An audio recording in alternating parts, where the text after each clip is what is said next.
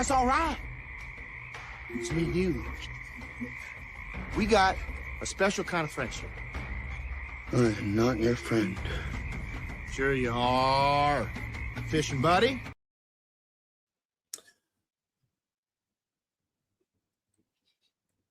Hello, hello. Whoop, from back. I just kind of wanted to be quiet with nobody on screen for a moment. I thought that'd be funny. I was just like, hey, what the hell's going on? There's something really wrong with you, my friend. Oh, no, there's something really wrong with the show. Our show? Yeah, I put one of the destinations. I put it on my channel. Yeah. And Oh, it is. It's on yours. Whoops. Oops. And instead of X, and I watched the X page. Well, where Can no we live can on we X? go on X now? Oh, they will allow it. I didn't know if they'd allow that. Okay, so Yeah, you can do it on the fly. So we're on my fly. I don't want anything on my fly. No one cares about your fly, Gary. Oh, that's hurting coming You from know her. what? I'm having second thoughts now. Maybe I shouldn't marry you. Too late. You signed the paper. Yeah, too late. I already agreed. We have a verbal contract. It's not too late. You can refuse to sign. I'm the marrying marriage that certificate. woman. Come hell or high That's- water. I'm marrying No. that girl right there. When she comes to America, you have the ceremony. You understand? You look at her and say, "Bamboozled, back to Austria." Hey! You know how this works, Martin. The moment I enter the United States, the 90-day countdown starts. We have 90 days to get married. Or else. Well, Or else. 90 days, a lot of time to change your mind. And yes, and I should play that. Here you go, guys. I can't do it. Okay. We'll do it live. Okay. We'll do it live. Fuck it.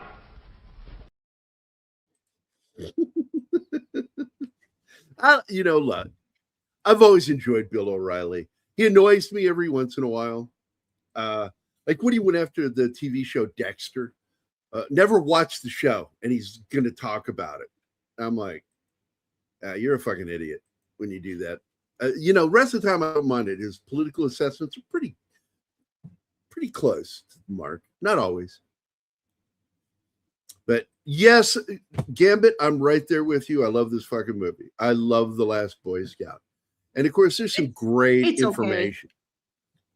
Okay. It is a great fucking movie, no matter what Austrians think. I am between great and okay, but more close to great than okay. What I like about I enjoyed this film, Fifth Element more than this. Bruce Willis fucking made this movie for me. Who didn't make it for me? Damon Wayans. I am not a Damon Wayans fan. I'm really not. I'm a Keenan Ivory Wayans fan, but not so much a Damon Wayans. Because I think there's some good criticism of him from TV and film that he's a fucking pussy. Yeah, but I don't care about that. I'm care of what I'm seeing on the screen. But you are right on one thing. When the three brothers are working together, they do magic. Yeah. Look, I love the Wayans as a family. I think they're fucking hilarious. Dude, I'm Gonna Get You Sucker is one of my favorite fucking all-time movies. Great comedy. Oh, that one was fun, yeah. Yeah, it's like, yes, it's a parody of blaxploitation movies, but god damn it, I fucking love the movie itself. I thought it was a good, solid movie story-wise, all by itself. Insane? Yes, but it was great. We like Insane. Yeah, I like Insane a lot. When it comes to movies, not people. Hey, so who's all here, man? Who's all here? Let's see who's all here. Private chat. I don't see anybody listed yet. Yeah, so I'm sorry. I'll go to chat. Gambit. Gambit was here first, and then right after that was our good buddy Snorty. Play him a video. Wait. Then we have Davey. Yeah, I'll get to it. Okay, do it. Do it. Yeah, I'm waiting for you to play his video. Give him okay. When you said I were waiting. Play his video. Okay. Okay. Here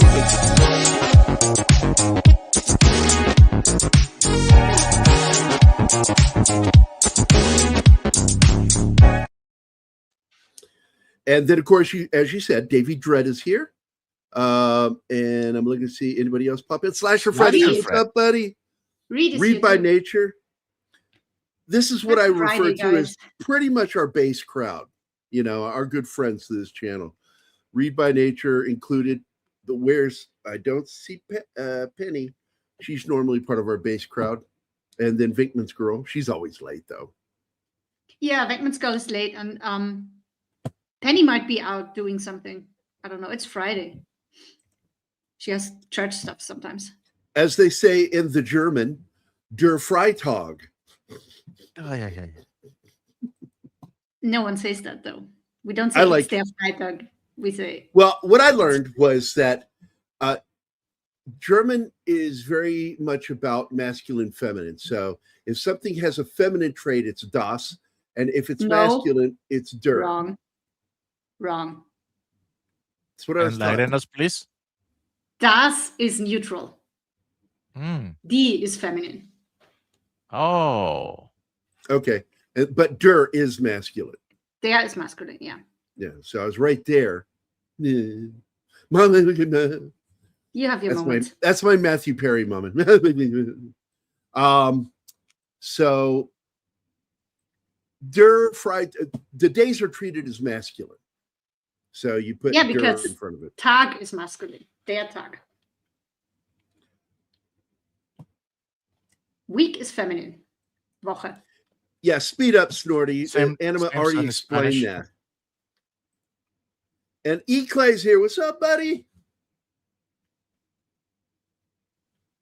The last Webelo. What? What? That?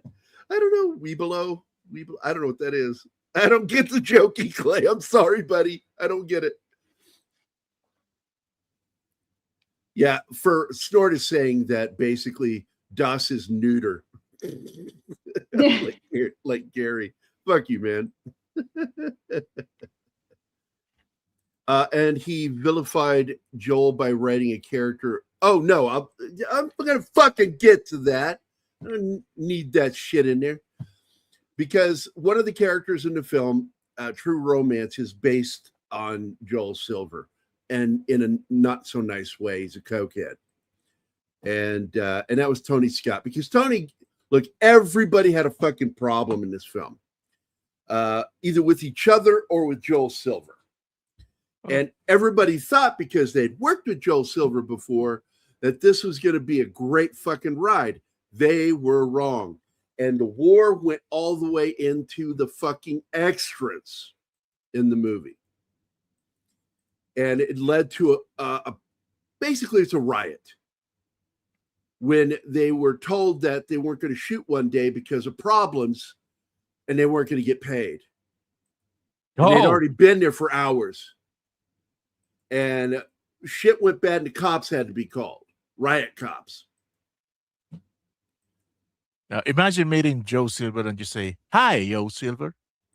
Hi, Joe Silver. Pablo is the name of the rank or whatever you become after Boy Scout. I was never in the Boy Scouts. I was in the actual military. I wanted to be in the Boy Scouts. My dad, he didn't want me in there.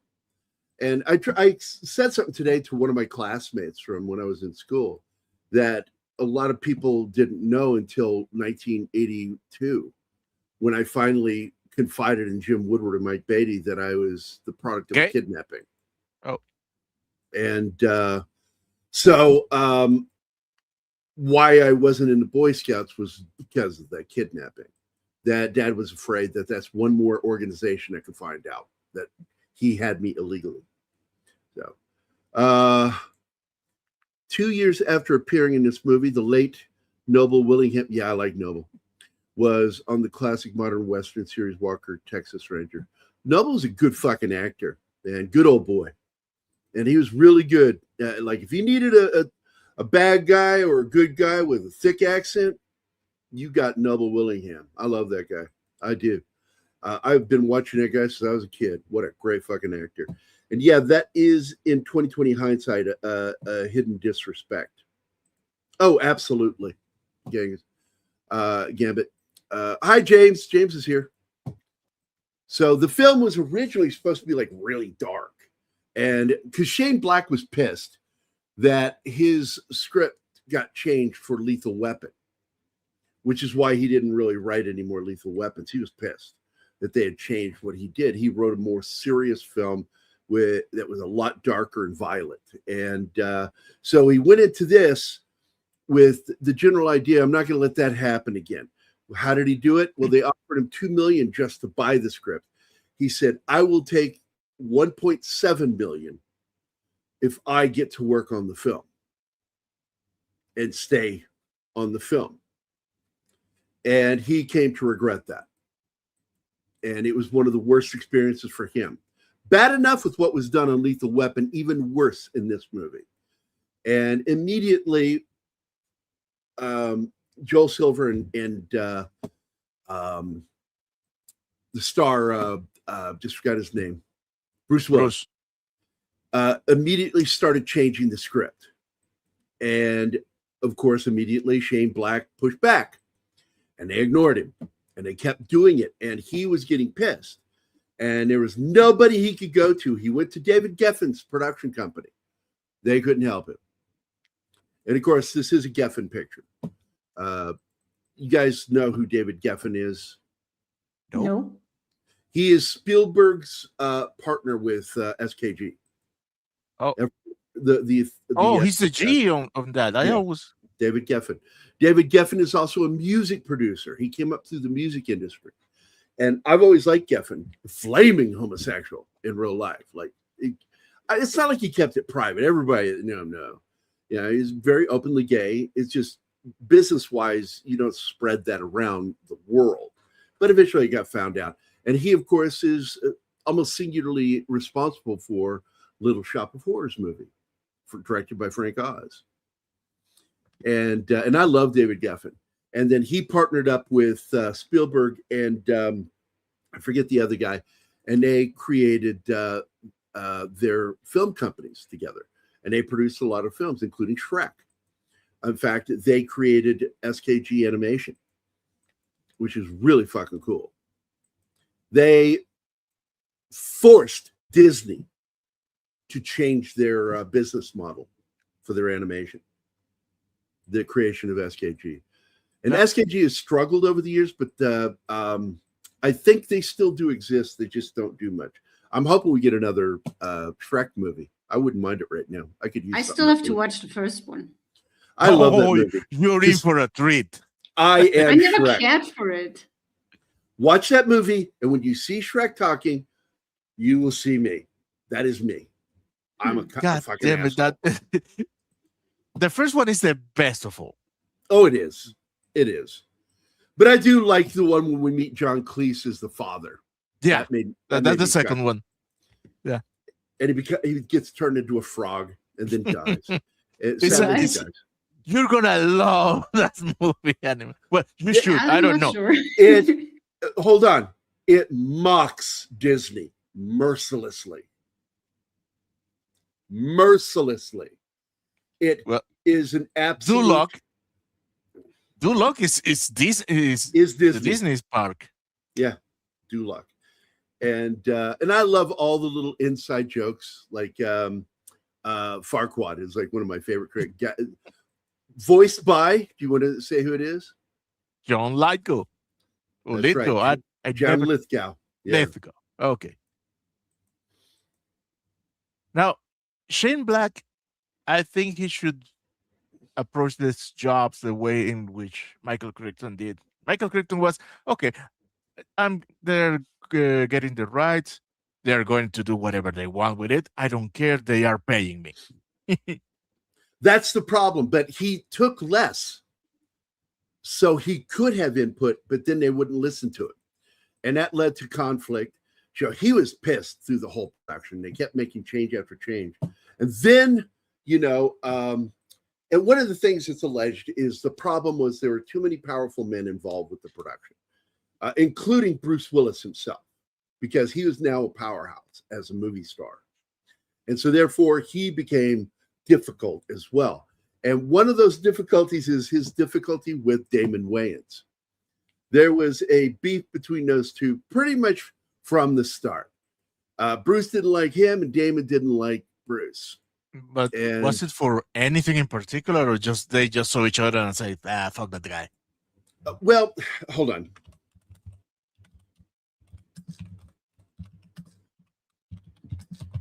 Because I can understand the tension between Willis, Joe, Silver, and Black. Well, I'll tell you first part of it. I can tell you just without even looking it up, that part of his beef was because Bruce Willis was changing a lot of the scenes with Damon in it. And they were giving him less and less to do and turning him into the black funny sidekick, which irritated the shit out of him. And so like Damon got into this practice of grimacing when they would shoot scenes in order to intentionally ruin the shot. That's a big move. Well, what's that to him was a dick move too. So yeah, it was a dick move to him that they did what they did. So he was dicking him right back. Oh, that sounds sexy, dicking him back. Yeah. Pow, so, chicky, pow, pow. Pow, yeah. So let's go back. Or I was gonna write, if you touch me again, I'll kill you. Absolutely one of my favorite moments in this fucking movie, and he fucking means it. And I love that. Because he hits him in the deadly triangle. Yep. He says, you drove his nose into his brain. I warned him. you know. That was awesome, but I wanted to see more of Kim Coates. I'm a fan of Kim Coates. Coates is so fucking good. And I've got a video of him. I'm going to go ahead and share it real quick. So he can tell his story. He was on Michael Rosenbaum's show, Inside of You, with Michael Rosenbaum, which I think is a fun show to watch for the most part. I don't like it sometimes when he has shit heels on that I don't like, but for the most part, he does a really good job with his interviews. I like his interviews. I love his interview also with Michael Biehn. Really good show. He's been on there a couple times now, I think.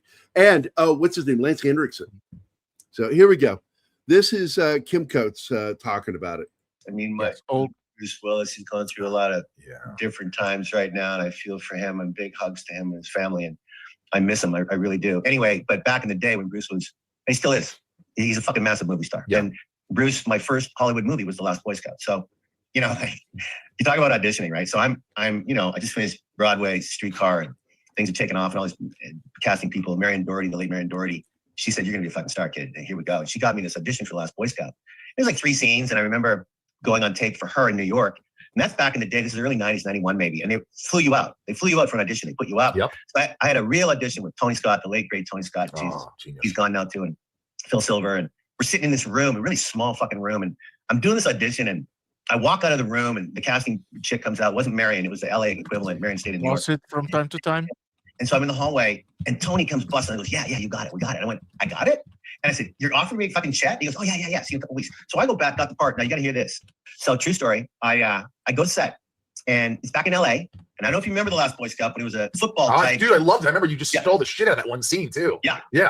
So we did that scene later. My first scene was we're getting a newspaper, and Damon Wayans comes to get a newspaper, and me and my 2 thugs, we walk up, and I say, someone, he doesn't look too tough to me. He doesn't look too tough. So the scene was I end up punching him right in the face, right?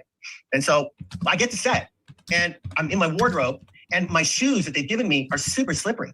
Like they're fucking slippery as shit. And I'm sliding all over, and I was I'm in a little honey wagon. I don't even have my own bathroom. I'm like completely green, right? I got nothing. So, but I've got this big movie. So I go, can we? And they go, no, let's get some Coca-Cola. Pour some Coke in the bottom. You'll be fine. I go, okay. So I get a set. I meet the stunt guy. We go over the punch. It's going well. It's time for the punch. And the punch goes pretty good. And Tony comes up. Everyone's there. Willis isn't there yet. I haven't met him yet, but everyone's there. And Tony comes up and goes, okay, right, man, we got that. No, there's one more. Go. Just go for it. We got it. It's all done. Go. I go, all right. So we do one more. Action. He comes up. We do the thing. And I punched him right in the face. My back foot slipped, Michael, and my fist went farther than it should have, and it hit him right underneath the glasses. He had sunglasses on. The glasses come off his face. He's holding his face. I'm like, so you guys understand, this is not Bruce. This is the Damon Wayans scene on the street when he's supposed to fuck with him. when they capture him. So shocked at what I had done. The stunt guy comes up and goes, "Wasn't your fucking fault, man. I saw your foot slip. It's your fucking shoe's fault. Wasn't your fault. Wasn't your..." I'm just going, "I'm so sorry." Silver comes running up. Tony comes running up. And Damon Wayans gets up off the ground and goes, "I'm okay. I'm okay. I'm all right. Let's go. Let's do it again. I'm all right." Tony goes, "No, we got that. We're moving on." I thought I was going to get fired on my very first day of my first big You LA punched Damon Wayans in the face. Yeah. On your first day of work on a huge blockbuster movie. Yeah. On his first movie. Above all that. You was, I'm blacklisted forever. Yeah, that's scary when something bad like that happens. And I've seen people like get so stressed over shit like that, and even stage productions. Like something gets fucked up and it's their fault, and they're like, "Oh my god, am I going to get fired?" Because like I don't talk about it much, but I was a professional actor on stage. I was a card carrying stage actor, and I was only doing it as an experiment for learning stuff. I wanted to learn the art of acting and how other actors work, and because I wanted to direct film. And then after all of that, I go to film school, drop out. I realize I don't fucking like people. Specifically, I don't like a lot of the people that I would work with on film sets. And I'm like, I can't do it. I can't do it. I'm going to punch somebody. I'm going to fucking knock the shit out of somebody or say something so inappropriate that I will be canceled until the day I die. You? No. And because I one time I was in a play with a feminist, and she had a beef with something in the way that I had to handle something with her character. And I'm looking at her, and she's laying it all out. And I just said this to her: "It's called acting. Just act. That's all you got to do. Don't worry. What you're putting into that, nobody's going to see it. Nobody cares. Just play the character." And we did not get along the rest of the production. She didn't like being put in her place. It's like, do your fucking job. So I love this whole opening with the football.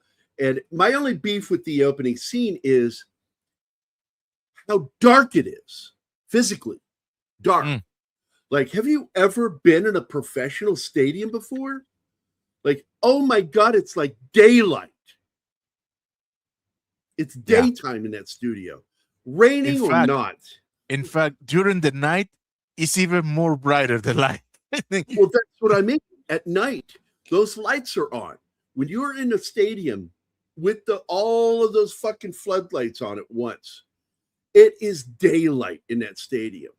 They're making sure that there no harsh shadows on the ground is the primary reason, because the lights have to completely go around you, so there's no massive shadow around you, because you have to see what's on the ground and you have to be able to maneuver on it. And look how dark this is. Like that's what the fuck, man? Are they playing at night with no lights? It's the only thing I had a beef with this whole opening bit. I laughed my ass off when he pulls that fucking gun out of his uniform belt and fucking shoots the defenders that are trying to stop him. And he goes in for the touchdown. Like, what? That was bizarre, yeah. Yeah, it's the same problem, E-Clay. That's one of my beefs with that movie, too. In order for dramatic reasons, they do that, where they shoot the football field dark. It's like, what the fuck are you doing? It looks weird. Let's see. Thank God Damon didn't complain about it. Oh, wait. Let's get back up here. About the punching? Yeah. Oh, yeah. No, he stood up and says, "I'm okay." And he went on with the scene, which is better than what happened on the set of Lethal Weapon TV series, where he was just basically became a giant pussy, just whining about everything. And he made contact with him once, and fucking Damon Wayans got all pissed about it. That's why he got fired, because he called him a pussy, basically. And you know what? I didn't like season 1 anyway. I thought, as much as I think he's a good actor, what's his name? Craw? Something Craw. Anyway, he's a good actor. He's good at playing villains. He was He played opposite Tommy Lee Jones Tommy Lee Jones shoots him in the face in that one movie where his son's being held by the local mob. So he kills the mob boss. And what the fuck is that movie? If anybody can look that up, it's a good film. Tommy Lee Jones. For some reason, Roosevelt, the John Reese thing with jerking off, I loved it because John Reese Davies says bashing the bishop. Yeah, which is great. I fucking love that name. The way the Brits usually speak. That's right. They have some of the best euphemisms for the penis to begin with. And fucking. And I love the nickname for pussy, which is Fanny, which is funny. Because if you say Fanny over there, that's vulgar. The narrator of the trailer makes it appear the movie is a Lethal Weapon. Absolutely does. And that's why this movie ends up kind of feeling like an offshoot of it. Because it's still a buddy film. Let's see.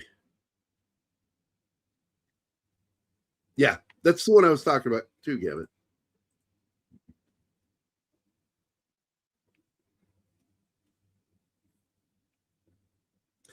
I think it's a weird fad.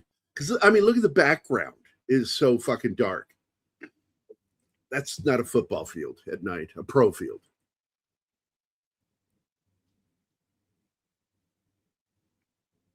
Yeah, that's way too dark. I do like this scene where he's passed out drunk in the car. Obviously, he drove the car while drunk and drove up on the curb and killed some bushes. Yeah. I freaking love that car. I always have. I always will.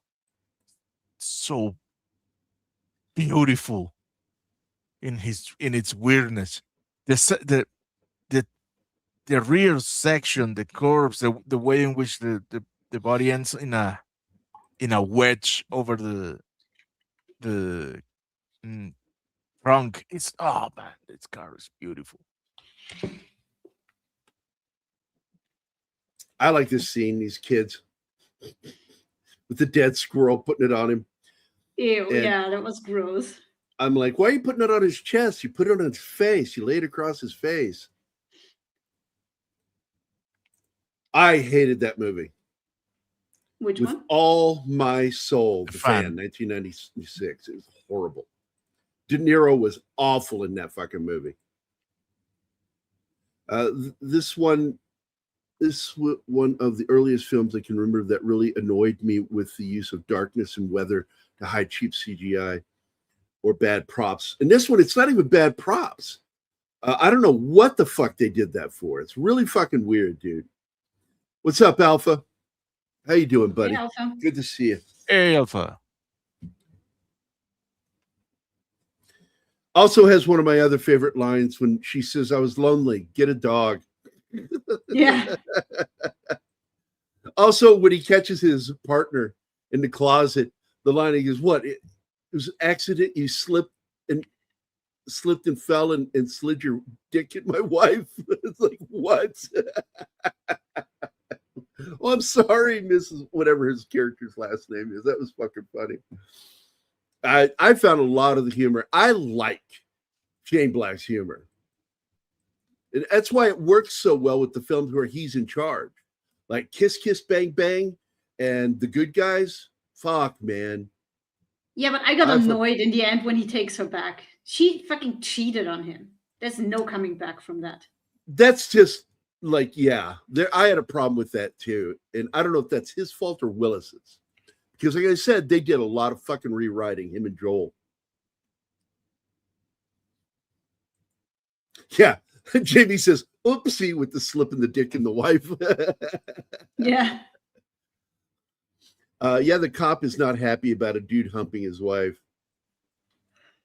I also like the background story just to let you know that there was a lot of rumblings that this was a shot at Bill Clinton. And I don't know if it's true, but I don't doubt it. Because what I learned was that, like, Silver in particular was Hollywood conservative at the time.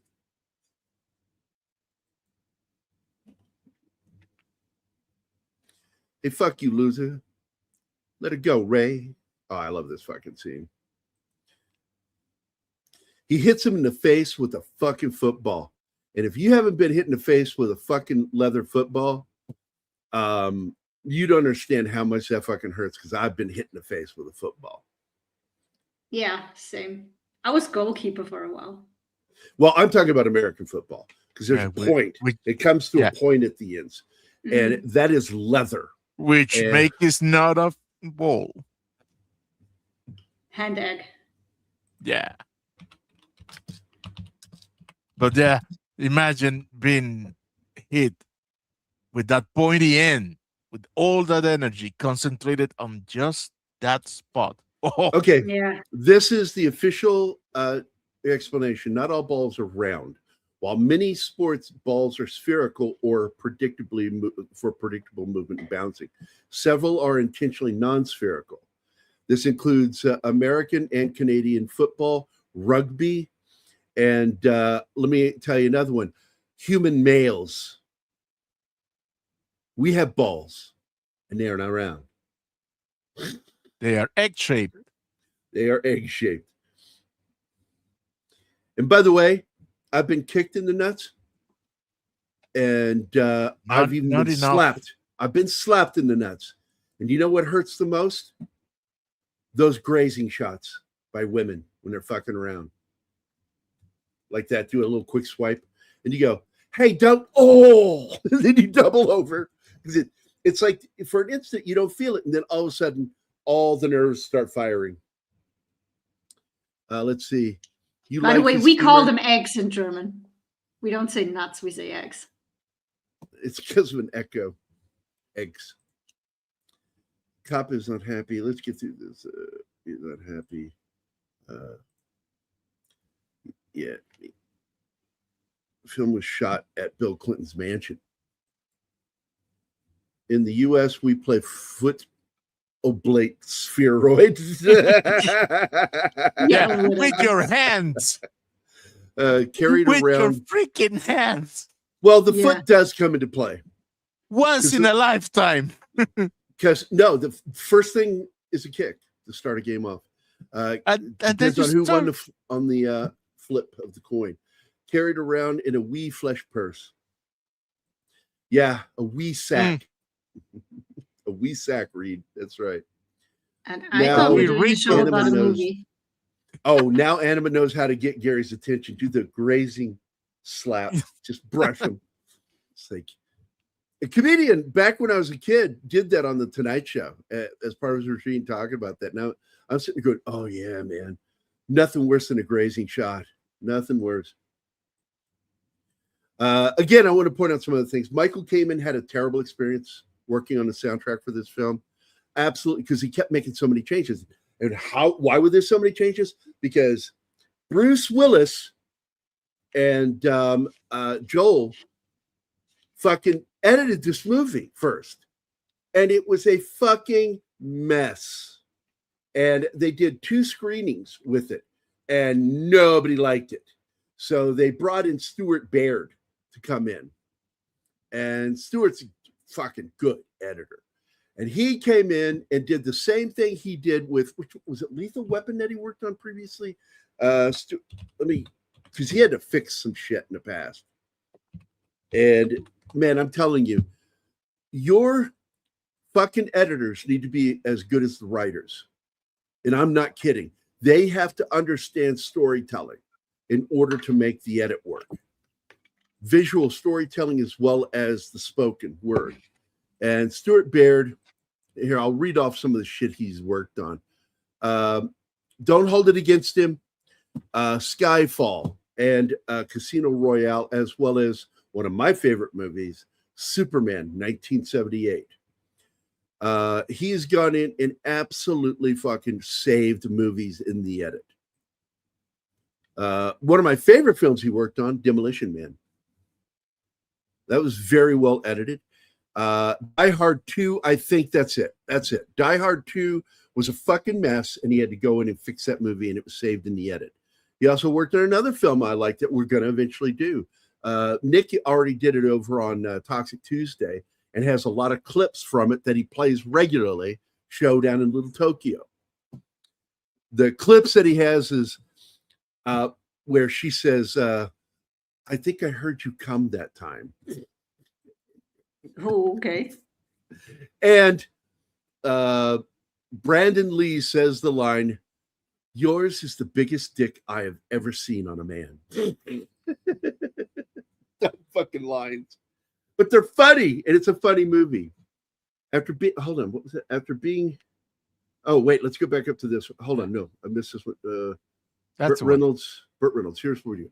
Does anyone remember Reynolds with the longest yard throwing the ball at the guard? Yes. Oh, absolutely. One of my favorite moments in that film. Getting hit in the face hurts. Gert. Yeah, thanks, E. Clay, for sharing that. Hey, don't forget to share it online elsewhere. Social media matters. And tag the show.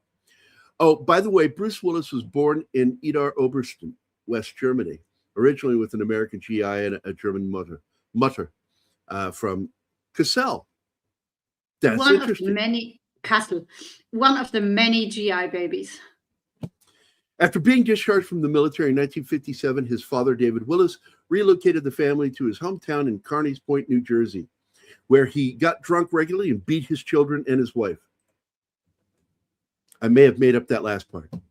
The encyclopedia, I don't know, he may have. The Encyclopedia Britannica article on sports had a good and detailed explanation of the rules changes as American football evolved from rugby and other foot sports. I'm not surprised. Because that's how new sports usually come about, inspired by something else. And who can forget Bruce McGill from Miami Vice appearing here? Yeah, I like Bruce. Look, Bruce McGill from Animal House, motherfucker. Animal House. He was D-Day in Animal. He drove that motorcycle up the stairs. Not a stuntman. That was Bruce McGill. Fucking love that dude. Also Magnum PI. God damn it, he was everywhere in the 80s. He was like herpes, man. Everywhere. So, and I like Bruce McGill. He's the guy that plays his partner that gets killed at the beginning of the movie in the explosion. The guy with the mustache. Always has a mustache. I love that about Bruce McGill, man.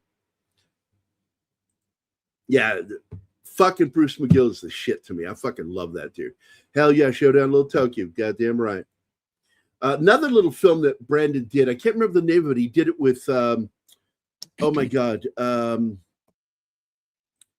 Hold on. Jim Jones movie. I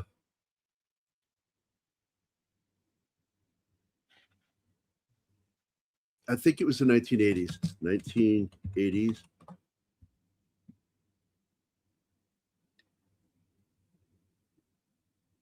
What was that movie called? Brave sucks. That's all I've got to say. Brave fucking sucks. They are the worst search engine. Yeah, but great ad blocker. I do like that. I really do. That's where I watch all my porn. Yeah. God. It's so easy to fuck with you. The Guyana Tragedy. There it is. Or Guyana, however you want to pronounce it. It was Powers Booth movie with Brandon Lee. Let me look that up. Powers Booth, Brandon Lee movie. What was that movie called? Rapid Fire. I like that movie. One cannot mention Showdown in Tokyo without having a look at Dolph Lundgren's incredible abs. I don't mind watching them.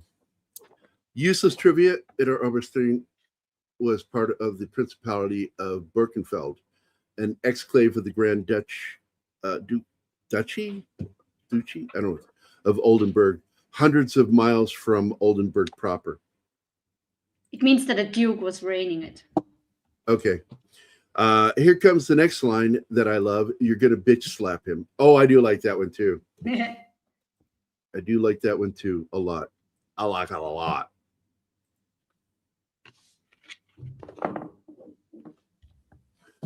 And yes, I had been in the Army for 1 year when this movie came out and we saw it on post.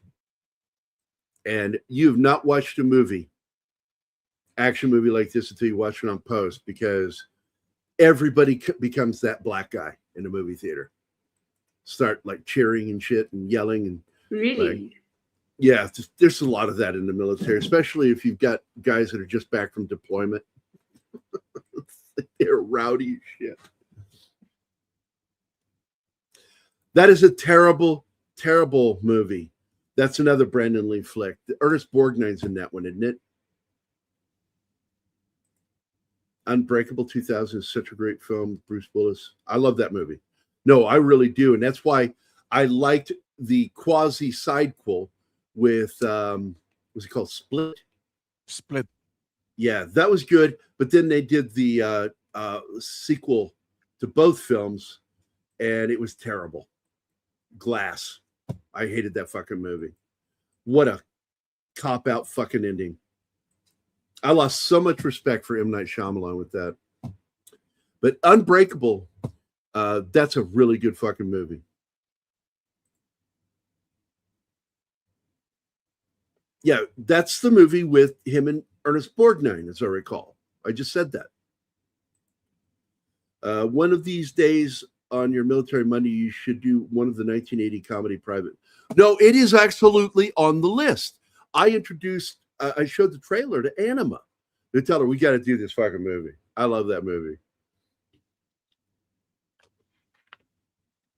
I don't know whether we can fit it in this year, though, because we're doing the Actors Weeks thing and have pretty much planned out the whole year. I am making edits as we go along, and I will make edits. And I did one for June last night. Okay. I think he's saying Split because that's where you lived. I did for 5 years. I missed that place. No, so Split is the name of the movie.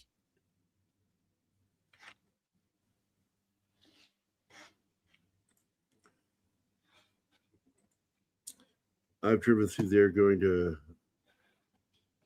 All right, you can fucking read these now, Anima. I don't want to butcher fucking German words I don't know how to pronounce. Kusnacht. Bad Kreuznach.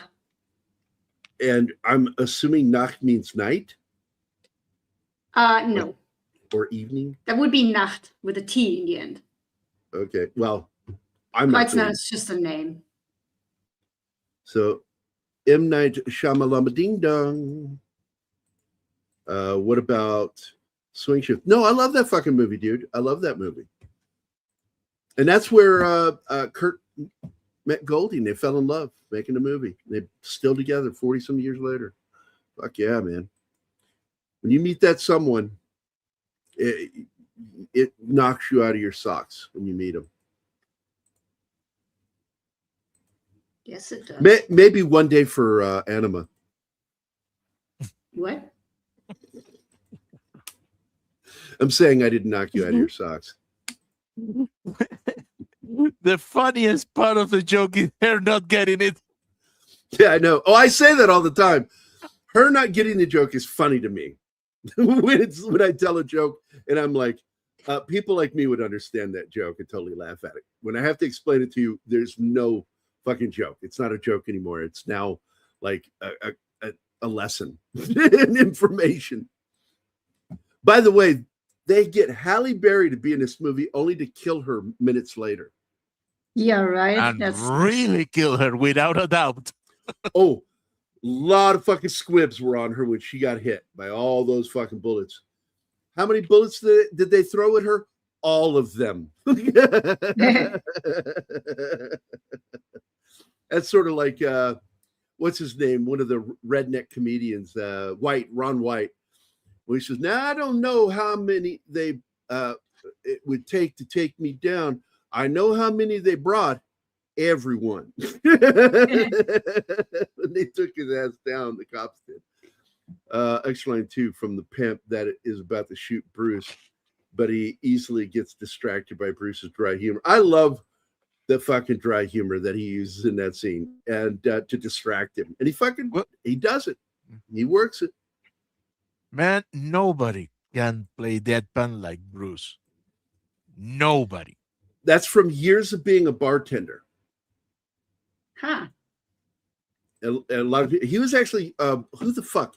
He was friends with somebody that was an actor when he was a bartender and served them all the time.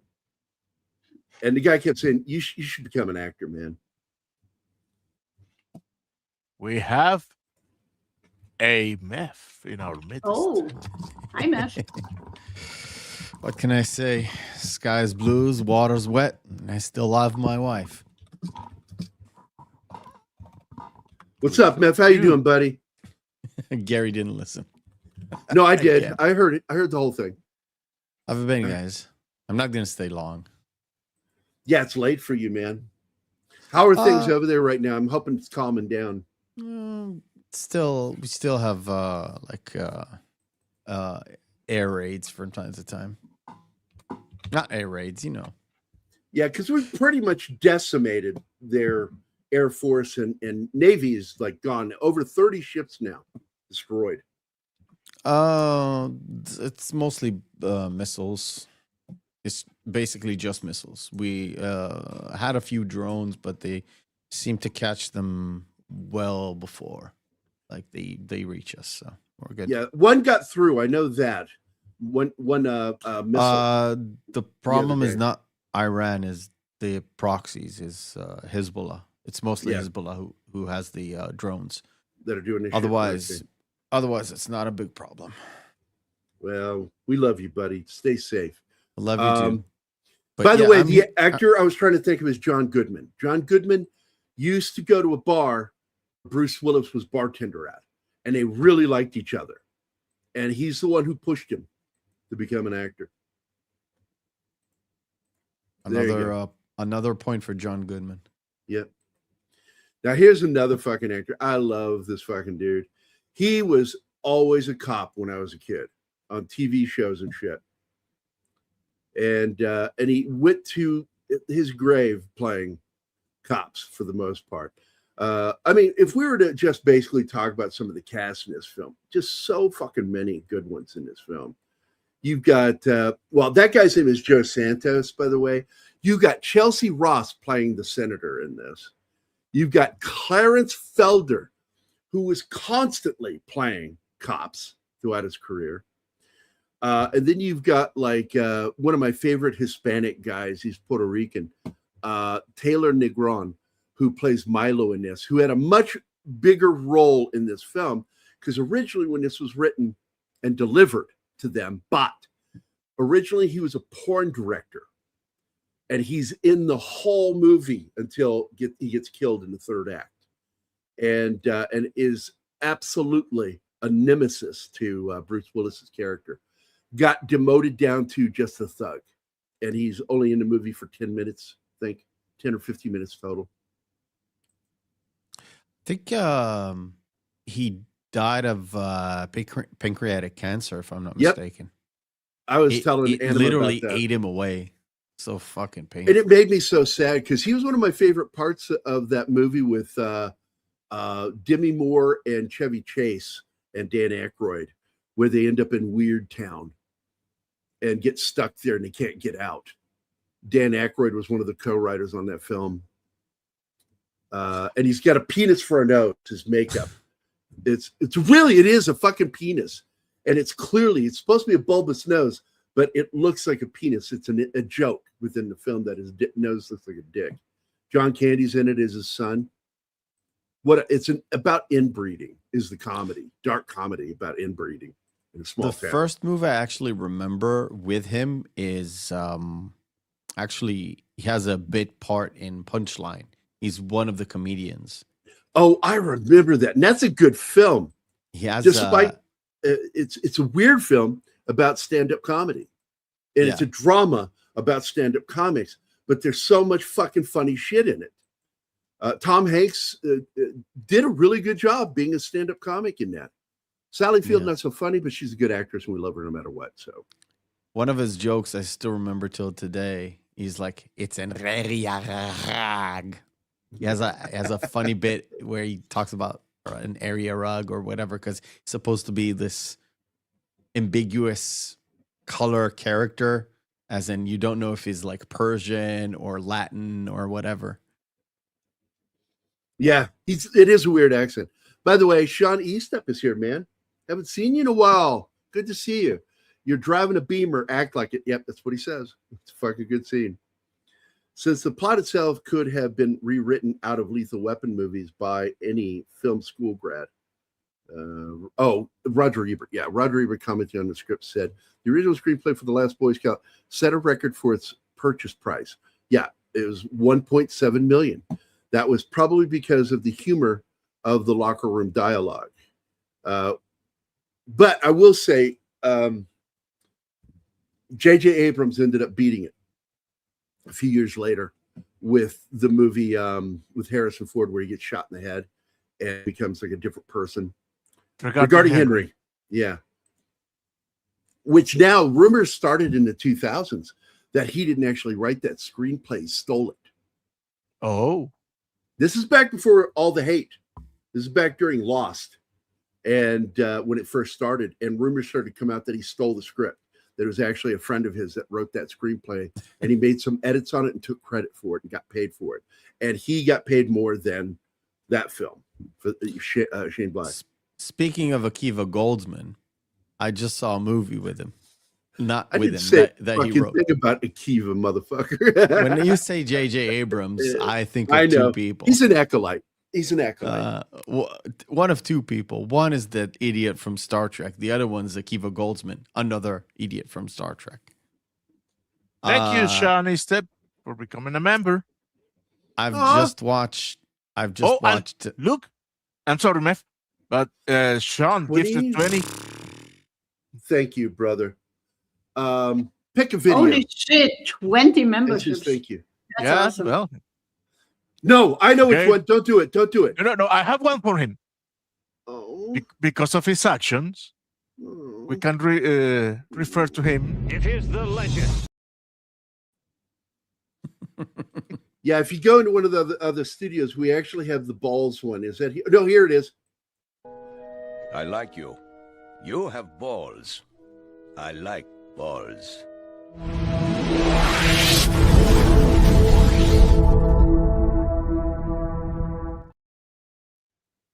I don't remember that part of the movie.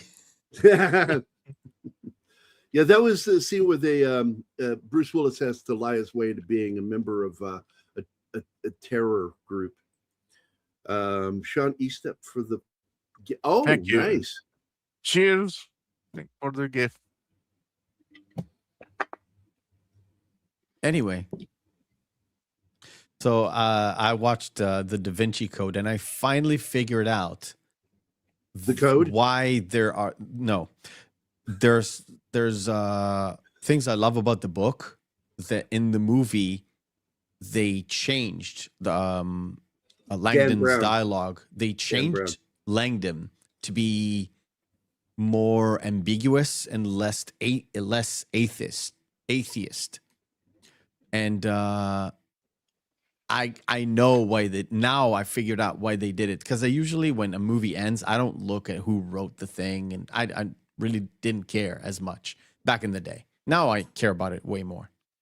I saw his name pop up. He's the second name to pop up when the credit ends, and I was like, "Who's that's who?" Why. I thought you were talking about Tom. Who are you talking about? No. Oh, Akiva. Yeah. Akiva I don't like Goldsman. Him. Yeah, I don't like that guy. Yeah, I don't like. I finally figured out why the movie is structured the way it's structured, and why there are certain points where Langdon does not say that in the movie. And if you look at all of Dan Brown's like Langdon, series, I think he is pretty consistent in the way he writes Langdon, and there's no way he would have written that as a screenplay. And I was like, really weird. Maybe it's Hollywood. And I was like, yeah, it's Hollywood. It's Goldsman. Yeah, I am not a fan of his either. I don't like him either. I don't like his style of writing. I don't like any of their writing, to be honest with you. I know that J.J. Abrams was watched with a microscope when he worked on Mission Impossible. And Tom Cruise is very specific. And if he doesn't like something, he'll fucking redirect you. And But Cloverfield is another one that I actually like that movie. And I can't remember who directed that movie. It was one of you're talking about the JJ's. original Cloverfield? Yeah. I think that's JJ. The other one. No, is, he produced it. He produced it. I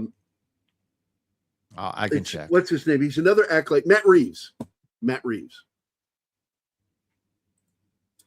Reeves directed it, and I've got a beef with Matt Reeves occasionally, but for the most part, he's done halfway decent, good jobs on films that he's directed. I did not like his remake of what was it called? Let the Right One In, which is I can't remember if it was Swedish or Norwegian film, horror film. He made the American film Let Me In with Chloe from Kick-Ass. And I just didn't feel it was as good a film as the original European film. But he did a fine job on like Planet of the Apes movies that he worked on. I hated his Batman movie. Just not a fan. The only thing in that movie that I thought was good was the Batmobile scene. That was a little vignette, a little short film. That was awesome. Everything about that scene with the Batmobile was awesome. Rest of that movie, I mean, fuck, man. When your main villain, which is technically the Penguin, you know, because nobody gives a shit about the Riddler. Nobody cares about that character. It's so stupid and badly written. But they cared about the Penguin, and when the Penguin makes fun of your Batman and Commissioner Gordon for being stupid in your own movie, he mocks them for being terrible at Spanish, and he had every right that they didn't fucking understand that. You got two main characters of that film are Commissioner Gordon and Batman. Two detectives working together takes them over an hour and a half to finally talk to each other about what's happening. That sounds boring. That is a terrible script. I didn't care for the movie. That's me either. It was a remake of Seven done badly. As Kid says, dumb Seven. Yep. Keith and I went to see the movie. Our initial reaction, because I'm going to tell you, this is how gay Keith and I are. We went to see it the same night at different theaters and then called each other afterward to assess where we both felt. And we both agreed that movie was shit. I think one of my favorite moments, Batman's been around for over a year in that story. He's very well known in the city, goes into the subway and confronts these fucking gangs. And you're like, and who are you supposed to be? Not only that, that gang, they are talking about the Batman. That there's a guy, blah, blah, blah. When then he appears and, who are you? Oh my fuck. And who are you supposed to be? I'm the guy that's going to kill you. So back to this movie. I'm sorry. Damon Wayans, I don't know. He did a fairly good job in this film. I got to be honest. I'm not a fan of Damon Wayans. When it comes to the Wayans brothers, I'm a fan of Keenan Ivory. I really like him. And absolute blunt honesty, I fucking love Keenan's son. I think he's fucking hilarious. Anything he's in. Like he was Coach in the very first pilot episode of The New Girl, which I love that series. And I thought it was written so fucking well because Jake Kasdan wrote it and created it. And I love Kasdan's writing. Jake got the gift from his dad. His gay brother, not so well. He puts gay into everything. So I'm like, fuck off. Like if that's all you can write, then go write your gay literature. Like my son does. That's what my son does. He writes nothing but gay literature. He doesn't try to disguise gay literature as regular books. It's not. It's slash fiction. You mean you and Keith saw this one in 91?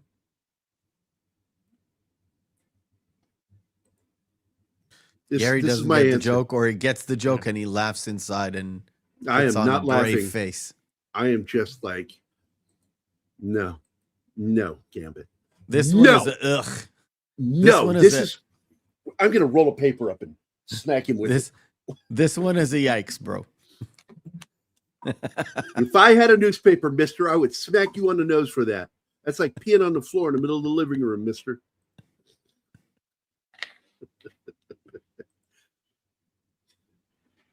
Yeah, I liked 7. I did. 7 is a great movie. What are you talking about? It's one of David Fincher's best movies. Best movies. Yeah, it's a great fucking movie. What's in the box? Come on, there's I don't know how they're keep pulling this off, but there's a short that has millions of views. It's a snippet from an interview with Brad Pitt. And he said he took credit for the fact that he said he will not do the movie unless they're going to actually do the ending as it was written. And somehow he got away with it. And it was like, really? Brad Pitt had a pull in 1997? I don't think so. I think he's sort of boasting for what actually happened, but you never know with these things. Yeah, you're muted, Gare. No, he's not. He's lucky he got that role. I know. All he had research I did for the movie is like he was like 4th choice on that one. The big thing that he did before that was Thelma and Louise. No. This was Brad Pitt after Legends of the Fall, which was big for him, and this was after Interview with a Vampire. You can't say he had no pull. This was 1997, essentially 1996. Guys, I'll be back. He has done some roles before that. What you need to do is you need to act like you didn't notice that Martin left when he gets back. It'll be funny. No, that's fine. Sorry, I was wrong. This was 1995. So this is right after Legends of the Fall and Interview with the Vampire. And he was still not first for the role. No. They planned on it. They didn't do it. And according to Brad Pitt, they didn't do it because he said he wouldn't be in the film. I still don't think he had that much pull. He didn't. There's no way. Yeah, because Legends of the Fall 1 didn't do that well. Interview also, Tom Cruise was the big name in that, and he was lucky to get that part too. He's the one that I really don't like in that movie. I think he's miscast. Oh, is Louis? Well, yeah, he's miscast because first of all, Louis had a French New Orleans accent. And the best version of Louis I've ever heard was in the reading by F. Murray Abraham when he did First of all, you are both mistaken. And second of all, the woman who wrote the original novel said Tom Cruise would never be a great Lestat. And then she saw him in the movie in the dailies, and she was like, what are you talking about? I'm talking about Louis, not Lestat. Oh, the Brad Pitt. Okay. Yeah. Never mind. Yeah. Shut the fuck up.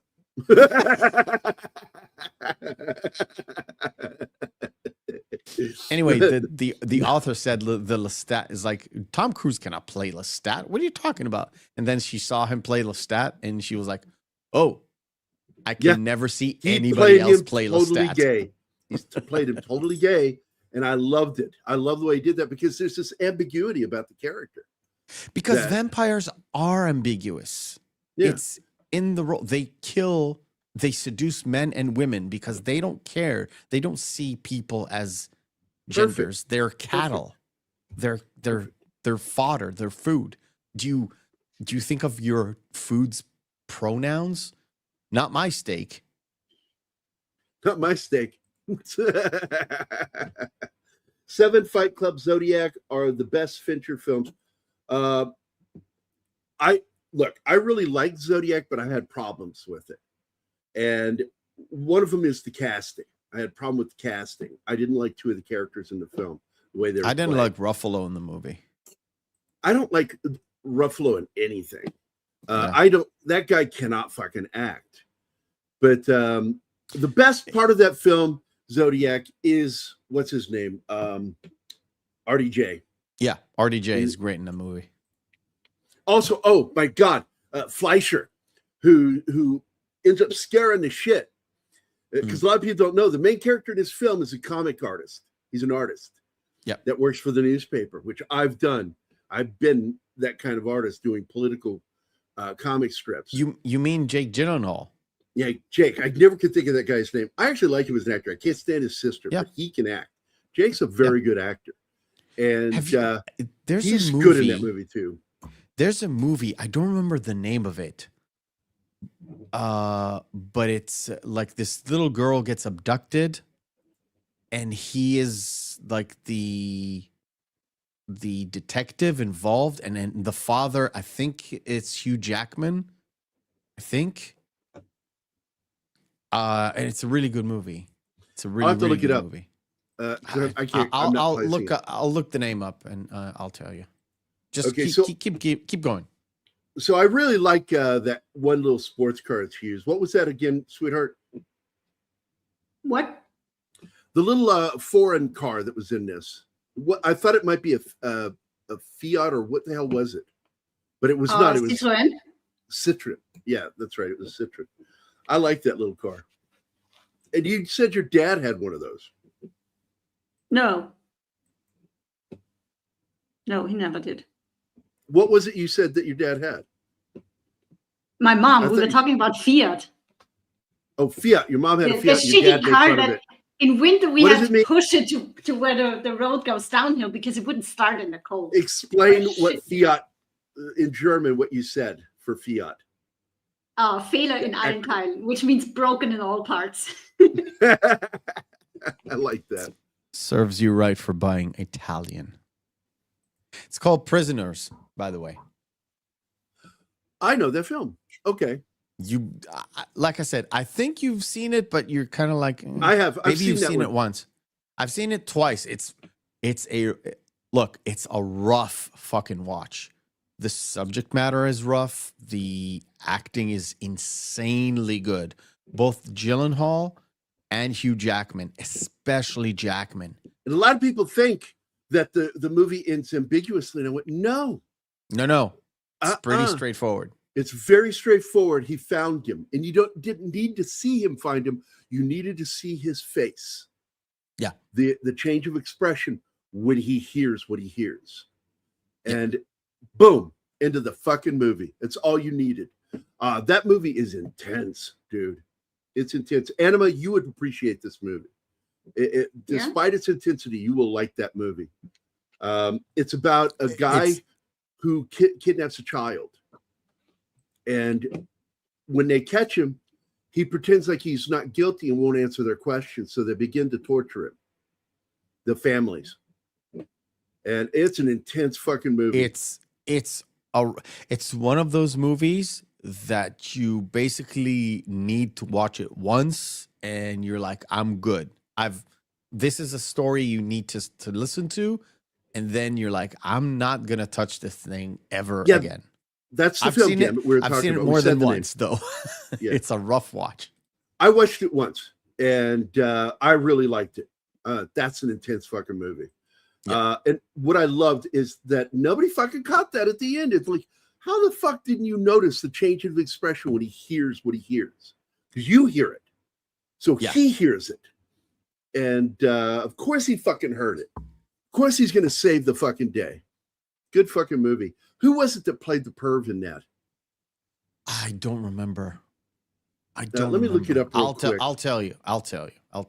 You gonna look it up? Okay. Yeah, I've got it open on the another tab. I just didn't look at the cast. I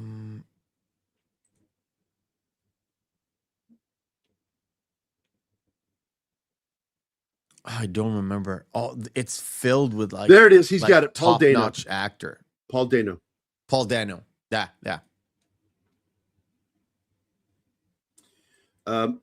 There's only a hand films I've seen 100 times, Gambit. Only a few. Star Wars, the original. Empire Strikes Back's right around 100 times I've seen that. Indiana Jones, like Raiders of the Lost Ark, and the third one, Last Crusade. Yeah, Last Crusade. I have seen those movies upwards of over 50 times. Same. But Star Wars and Empire are two that I've seen right around 100 times. It is rough to watch. Gruesome movie. Yeah. Gross doesn't affect anima. What affects anima is the intensity. But I think she would enjoy that film. It's a very, very intense movie. And most of the characters, you would think it would be a clear-cut answer, but it shows you how fluid life really is, and how there's between black and white, there's a lot of shades of gray in where people cross lines. Actual morals are tested Yeah. when they're pushed to the absolute brink. Because the only thing I ever worried about anima with me personally is how I will step over moral lines if it's necessary. And I'm like, I hope you never hate me. But I absolutely, because I told her when we were watching something, I said, oh, I would absolutely do what that guy did. Absolutely. Yeah, I came close to killing a man once over my daughter. And I really did consider killing him. And this one is, like I said, it's a very, very rough watch. Yep. But this film, on the other hand, is The Last Boy Scout. And it is not intense. A fun watch. This is so much fucking fun to watch. And I love when Bruce Willis asks for a cigarette and if you touch me again, I'll kill you. If you touch me again, I'll kill you. He says it when he asks for the second cigarette. He goes, thanks. And if you touch me again, I'll kill you. And fucking Coates fucking hits him again. This was his first movie. Baby. Now you missed it. I showed the interview with him on Michael Rosenbaum's Inside of You. And he talked about like some of the shit that happened in this movie. And he talks about accidentally punching Damon Wayans because his foot slipped. And he was worried about it. He kept worrying about the kind of shoe they gave him. The guy says, no, put some Coca-Cola on the bottom. It'll be fine. No, it wasn't fine. He slipped and decked fucking Damon Wayans. And I love that guy, Coates. He's such a good fucking actor. He's in so much good shit. And he's always good in anything he's in. But he always plays bad. Even in Sons of Anarchy, he's like... Yeah, he plays bad guys. It's one of his little niches. But what a great fucking actor he is. And his name is Kim Coates. We talked about him earlier. And I'm going to look... I want to go through a list of some of the shit he's been in that I love. First of all, Sons of Anarchy. Great mention. He's in Godless, the TV miniseries. Fucking great in that. He played Ronnie in The Goon, one of my favorite hockey movies of all time. He's in the new movie, and he's a good guy, by the way. The new romantic comedy Solo Mio with Kevin James. And I want to see this movie so fucking bad. He's been in The Walking Dead, Dead City TV series. Let me go through here again, some really good ones. He's in the sequel series, Mayans MCU. I'm not interested in watching that. But I wanted to mention it because I think it's important.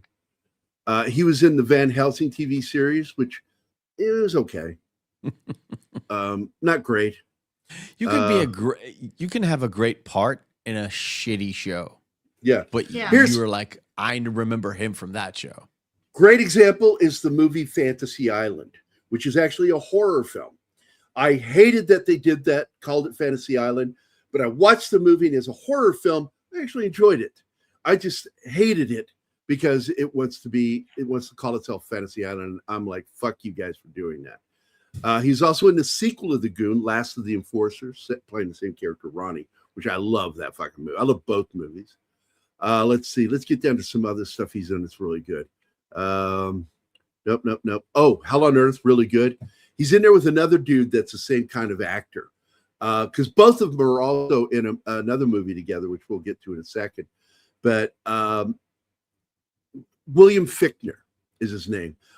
Both of them came up at the same time and both of them are the same kind of actor that fucking lends so much credibility to any fucking role they play. Kim Coates and William Fichtner. And by the way, in real life, they're fucking friends.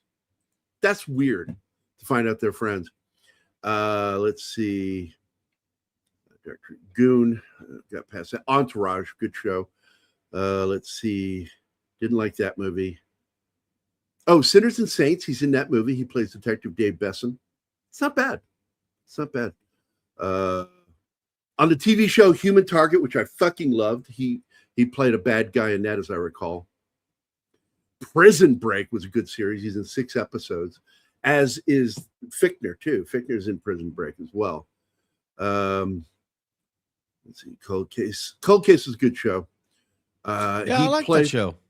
He played Agent Carter in Smallville, which I watched that show. I enjoyed it all the way up until the last 2 or 3 seasons. Hearts of War. The Dresden Files. Not really a good adaptation of the book, but a good show. Produced executively by Nick Cage. So I watched that show. I liked it. Let's see. Skinwalkers, the movie. Let's see. Not the ranch. He was in the TV miniseries Hercules or Heracles. Because they always base it off of Heracles, not Hercules. And it's like, yes, they're the same person, but if you're doing it this way, that's the Greek one, not the Roman one. The remake of Assault on Precinct 13, I fucking hated. Let's see. Unstoppable with Blade. What's his name? I forget his name. It played Blade. Wesley Good Snipes. action film. Yeah, it was a good action. Oh my God. He had the single best moment in Open Range. He played Butler, one of the assassins that killed the kid. And he's walking towards, he goes, you're the one who killed our friend? He goes, yeah, I shot the boy. And I shot his friend too. Now do it again. I enjoyed it. And he shoots him between the eyes. That's it. That's the scene.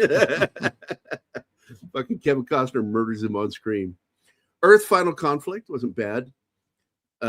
Black Hawk Down, like I said, he and Fichtner are both in Black Hawk Down, both of them playing Delta operators. And I think both of them get killed too. I know that Fichtner's does, and I'm trying to remember what happened to his character, Kim Coates. But I know Fichtner plays the Delta operator who got blown in half. It was still breathing and talking.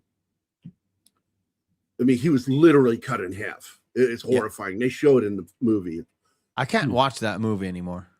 I can't, but once. It's tough. I get emotional watching that film. Just really emotional. Kim Coates is just great.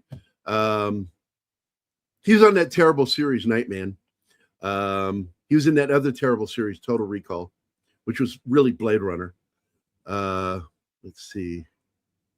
Dead Man's Gun, which was a terrible TV show. He was in Poltergeist: The Legacy, which is actually a good series. Kung Fu: The Legend Continues. It was awful. I fucking hated that show. The FX TV series, not good. We're into the 90s here. He was in Waterworld, which I like that movie. I have the special fan cut of that. It's longer. It's 3.5 hours long, but boy, I want to do that movie. It's bigger, it's longer, and it's uncut. Uncut. Oh my God. So it's Jewish. No, it's not Jewish. Yes. Bad Boys was good film. Yeah, it was in Bad Boys. He was in the Lonesome Dove TV series. But in Bad Boys, he's robbing the 2 cops at the beginning, and that's he's the white carjacker. Just says that's his name, white carjacker. Yeah. He was in RoboCop, the TV series, which I watched. I liked it for what it was trying to do. He was in the movie The Client. And let's see, anything else I can see here that's any good? No. Oh, Innocent Blood. He played Ray. And I love that movie. It's another one of those Vampire's the Good Guy movies where the French actress plays a vampire and she starts killing the mob, the mafia, because they get infected. because of the Dawn. She infected the Dawn. And then next film, The Last Boy Scout. That's that guy's career. I fucking love the dude. Kim Cut's a good actor. And here he is here. He's playing Milo. And Milo's another one who he tells him, I warned you. And he hits him again. And he puts a blade in his face. And he says, what you going to do? And then Bruce turns it into a joke, but he fucking murders his ass later. Yep. He thinks he murders him at one point because the car exploded. And he puts some bullets in it. It's, as the cherry on the cake. Milo gets killed by SWAT. They he gets killed by him SWAT with bullets. Yeah. Well, but then he says, "I told you, I'd kill you." So before he tells him that they start to fight, and then SWAT riddled him with bullets, and then he falls into the chopper rotor. That is like my favorite fucking moment, dude. They riddled him with buttholes. I fucking love that he gets riddled by SWAT, and as he's falling backwards, and you keep cutting to the fucking helicopter. To the blades and the guy, like, the blades, the guy. This is really me when I watched that the first time. No. Oh my God, they're going to do it. They're going to do it. They're going to do it. And everybody's like, what? And I went, that. When he goes to the place, I'm like, yes. And my arms went up. That would have killed that would have killed a helicopter. Yeah. It would have probably knocked the shit out of those blades and they would have dropped straight down. But no kidding. But a lot of people don't recognize this young lady. If you are a fan of the Halloween films, you should know this girl right here. I don't, because I'm not a fan of the Halloween. Do you know Michael's last name? I forget Michael's last name. Anyway, she's Straczynski? No. Oh, that's a different Michael Straczynski. And like that, he had to go. Sorry. I was watching Babylon Martin, 5 do it. recently. Do it. There you go. This puppet scene, I roared with laughter. Me too. I knew the gun was in there, and I'm like, what is he going to do? When's he going to shoot him? Oh, my God, it's fucking There's great. a moment. No, I'm serious. There's a moment where he's trying to like push her away and tell her to go away. And then when she gives him the thing, he looks at her funny. And then you see the expression of realization that he is definitely holding a gun. Yep. And his expression changes and he softens and he goes into the Bruce Willis comedic mode like he does. And my favorite joke, why did Milo cross the road? Because he had a chicken stuck on his dick.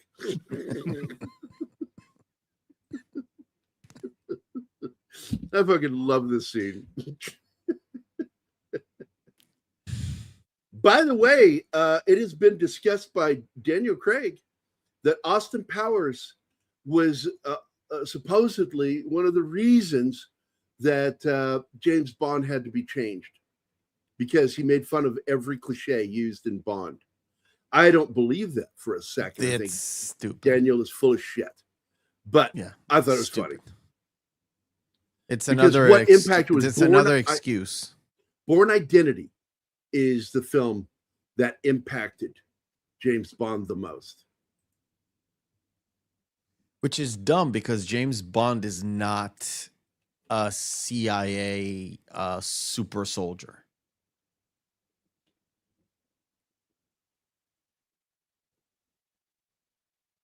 Okay, we have to say hello. That's why I'm waiting. There's some pictures of civilian casualties. Fuck you, Tim. There we go. Now we get back to the movie. By the way, does anybody else watch Donut Operator? Anybody in the audience? No. I love his channel. I'm a big fan. Yeah, he's funny. And he got a meat teddy bear. It's a flesh teddy bear. It's from the video game, and I forget the game, but it's a teddy bear that's like inside out, with stitched together with human skin. But it's not really in real life. It's a prop that he bought, and he keeps it, and he'll sometimes like cut to it during his shows. Well, what do you think, flesh teddy bear or meat teddy bear? And I'm just like, damn it, I fucking love fucking Donut Operator. Just one of the best. He does breakdowns. He's former military, former special forces, former law enforcement, who has one of the #1 law enforcement breakdown channels on YouTube. And I just find his shit hilarious. Like when he starts laughing when somebody gets killed by being stupid. I just love it when he talks about how stupid they are. Like, it's like you walked into that. Donut operator? Look him up, Gambit. Look him up. Tread lightly, though. I don't think you'll like him, Donut. I really don't. I don't like him. I don't care. It's not my bag, baby. He's fun. Yeah, I don't care. Like, people can, like, when I don't like something, doesn't mean that you don't have to not like him. It doesn't. It's not my thank God, my liking or not liking should not impact yours. I was so scared I'd have to stop liking him. Yeah, exactly. I'm not. I love him. Donut operator. If you like honest breakdowns of law enforcement caught on video and criminals being fucking stupid, that's the show to watch. Is Donut Operator. By the way, if you like fire rescue videos, then you should look out Smooth Operator. He's his cousin. Smooth Operator. Yeah, he's his cousin. By the way, I don't know, but I fucking loved Sade back in the day. I fucking loved that. I loved her fucking word, voice. Yeah, that dry. You mean Sade? It's Sade. No, I'm serious. It's Sade. It's Sade. S-A. That's what it looks like. Like, I looked at it the first time I saw it. I'm like, what the fuck is this? Is Sadie? Sade? Like what? It's S-A-D-E. And she pronounced it with her accent. It's Sade. I've heard her talk in an interview. There's an R in there. If you enunciate correctly, there's an R in there. I'm all right. Fucking say what you want. I'm telling you. Yeah, fuck you too. Fuck you, man. That's it. We can't be friends anymore. You're pronouncing Kenneth Branagh as Brognia, so I did not. Fuck off. I said Branagh, Yeah, you did. and that annoyed. You're Kenneth famous Branagh. for butchering names, Gary. Yes. So allow me to. God damn it! I don't have my popcorn here. Yeah. Gary, how about I give you my finger, and you're gonna give me my phone call? Oh, Matrix That's good. ref. I know. That's great. That's great. Love you, Gary. A good commentary channel to watch is Law Talk with Mike. Don't Operate covers body cam. Mike covers court crash outs. Oh my God, yeah. Yeah, Law Talk with Mike is really good. Yeah, if, I like if you like that sort of thing. But yeah, he's really good. Yeah, your name that's what it should be, Sadie. Because I'm like, is it Sadie? Like you just, she's like doing like Sting and just not putting an I in there. Like Yeah. I fucking understand it. Well, she is an artist, Gary. So, well, I fucking liked her. I bought her first album. My mother still has 2 cassettes of 2 albums she had, and she has them on CD as well. I will Still tell you in this. her place right now. This has been an opinion of mine ever since I heard her. She needs to do a duet with Sting because they have voices that would complement each other. They both have that very dry, raspy voice. They both can sing sound like their saxophones. ass off. They both can sing their ass off with a blues in the back as a melody. And specifically saxophone, because saxophone plays the same way that their voices work. And that's why, like, Sting had Branford Marsalis with him for years, was, playing with his music, because his voice with that saxophone, 2 thumbs up. That's all I got to say. They can do the new soundtrack for Lethal Weapon 5. Well, I like that song Sting did with, I mean, look at who was on that. You had Kamen, Eric Clapton, Dave Sanborn, and Sting. Fuck, man. Like, that's incredible.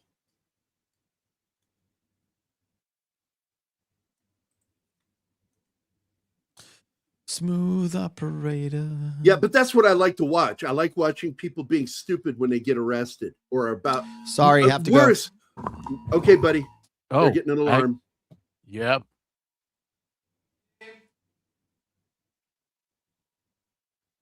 All right, guys, you saw it live. Pray for him right now, for him and his family's safety. I love his kids. They're great. Yeah, they are. Okay. But that's what I do enjoy, Gambit. I do enjoy that part. And I like people escalating a situation. And my favorite is once they get handcuffed, they start kicking, and he says, felony. He has so much fun calling them out for that. Felony. That becomes a felony. You just took a misdemeanor, turned it into a felony. But people don't realize that, the next best thing to a felony is a Class A misdemeanor. Like, you're going to fucking go to jail if you're going to do a Class A misdemeanor. There he is. I fucking love this man right there. By the way, Noble Willingham is one of the best fucking actors of his time. I love that guy. We have a new viewer down on Rumble. Lenny Rav, welcome.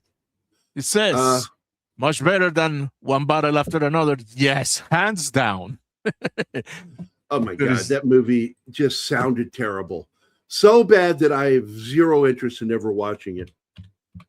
And he also says 12 Monkeys is still Bruce's best. I don't. It's a close call. Look, Brad Pitt love and 12 him Monkeys. are great in that fucking movie. Both of them.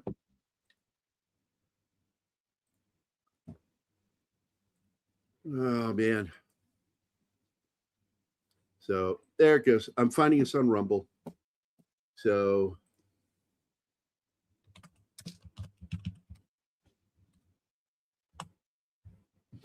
there you go, Lenny. I said hello to you over on Rumble. By the way, our nickname for Mephisto from this day forward is Beefcake. Beefcake. What? Why? I'm gonna get a clip of Cartman saying Beefcake, and every time he comes on the show, I'm gonna play it. That's my new nickname for him, Beefcake.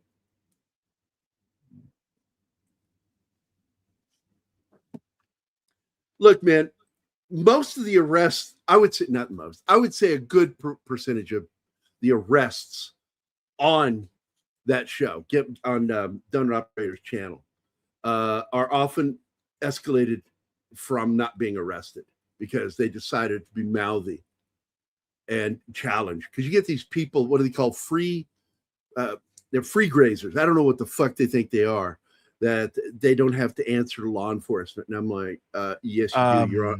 You're on a highway. Citizens, maintained. They have a free citizen.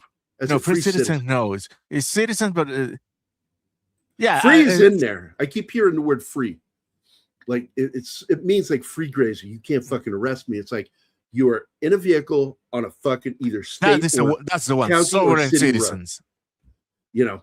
You can't travel on those roads because law enforcement covers all of them except for dirt roads, maybe.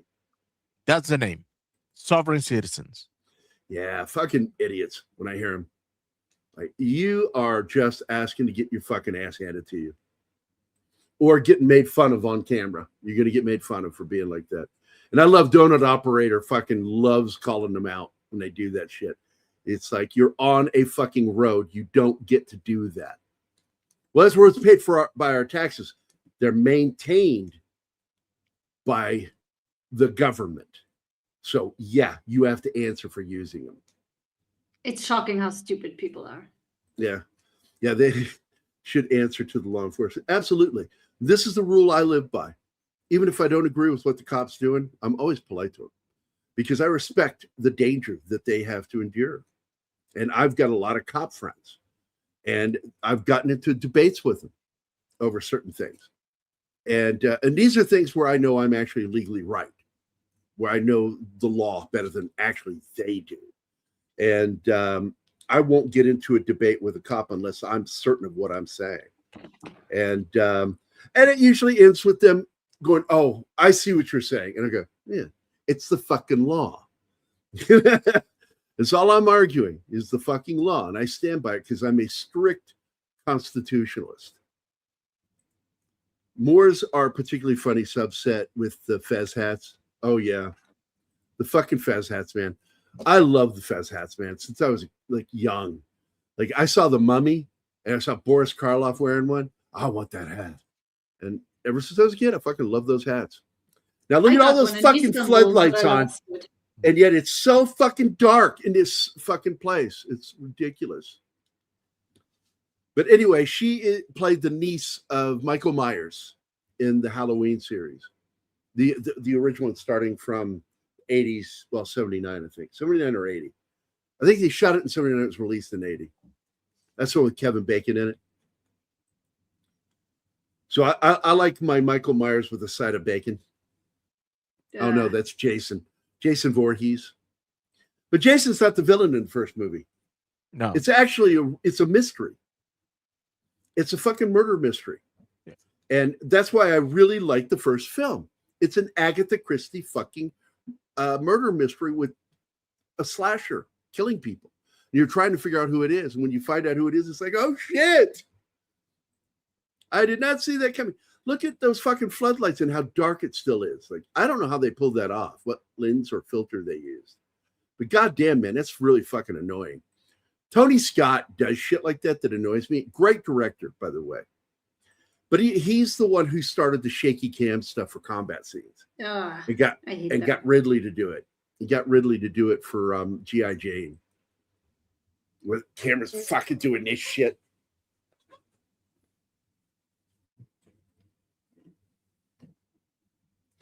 And by the way, best death in this movie, who do you think it is? It's going to be, look, it's either going to be Milo, Bruce McGill, Halle Berry, Kim Coates, or Noble Willingham. Those are your picks for best death scenes. Go make a poll. I don't want to. Chat can vote too. I don't feel like it. For me, number one, Noble, very close. Number two, Kim Coates. Number one is Noble. I love that fucking ending, dude.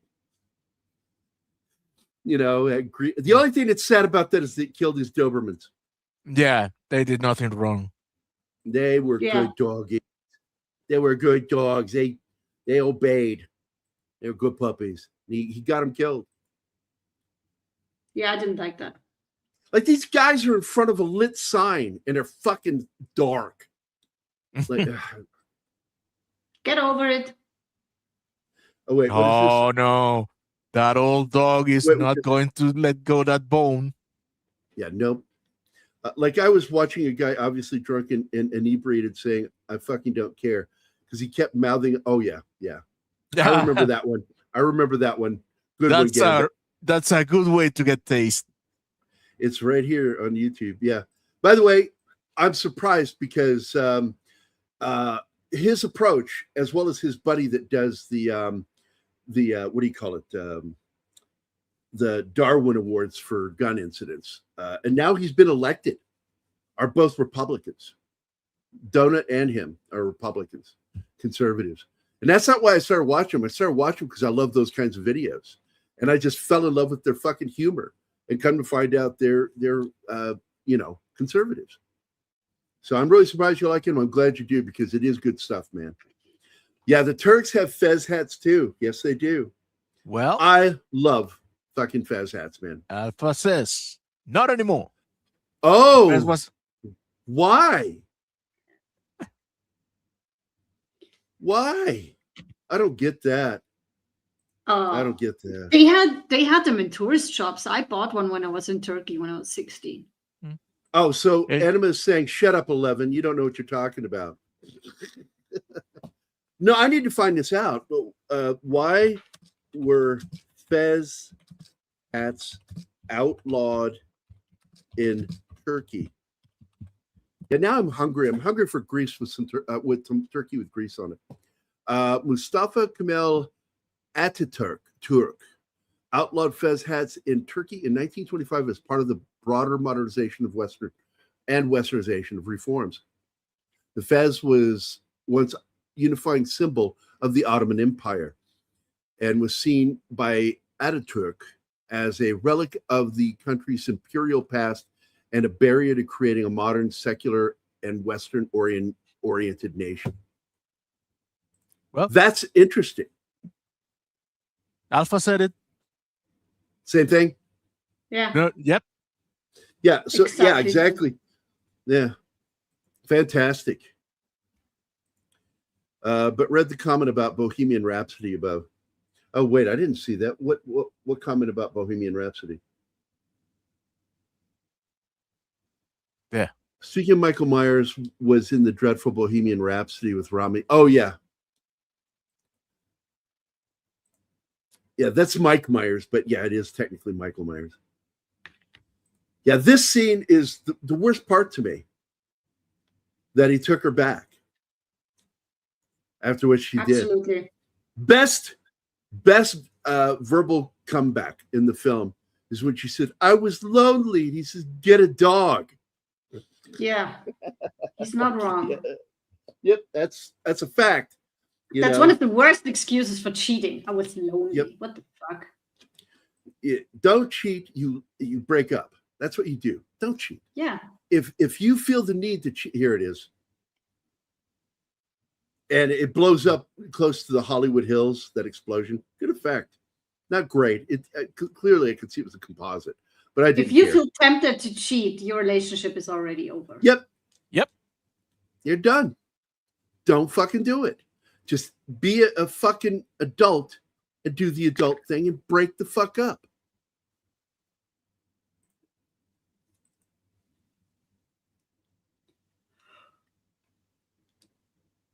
And by the way, she was actually good in the Halloween films.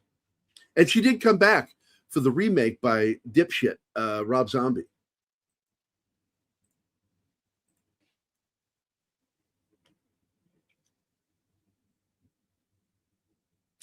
Not a fan of the film either because you get a lot of shit wrong. Wrong. Oh, well, it was completely fucking historically wrong. And no, I'm not going to take that. So I'm right there with you. I had a problem with the movie. Oh, I did. I did miss it. All right, we're caught up. Yeah, these awards don't mean anything anymore. I like this walking away buddy talk here. This is good. Be prepared. And, if the movie had done just a little bit better, I think it probably would have gotten a sequel. With those two hating each other, I don't think so. Yeah. Oh, they would have found a way. Money talks. Bullshit walks. And so, this film was shot for $43 million, and I think it made about $110 million, somewhere like that. So yeah, it made its money back, and it should have gotten a sequel. But there was so much animus built up behind the scenes on this, not just between the two actors, between the producers and the producers, the producers and the actors, the screenwriter and the actors, and the screenwriter and the producers, the composer and the producers.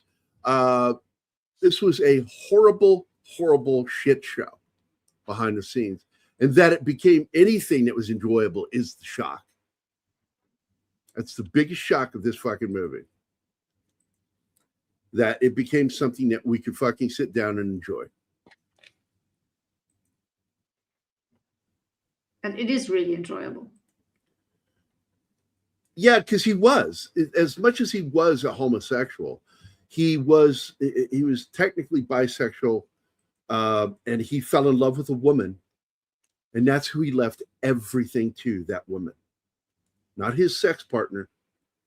He left it to her. And she is the woman to him in the song, My Best Friend, even though he didn't write that song. But when he performed the song, he performed that song for her. It skewed the fact that Queen agreed to do Live Aid from the start. Yeah, there was no, they absolutely bullshit.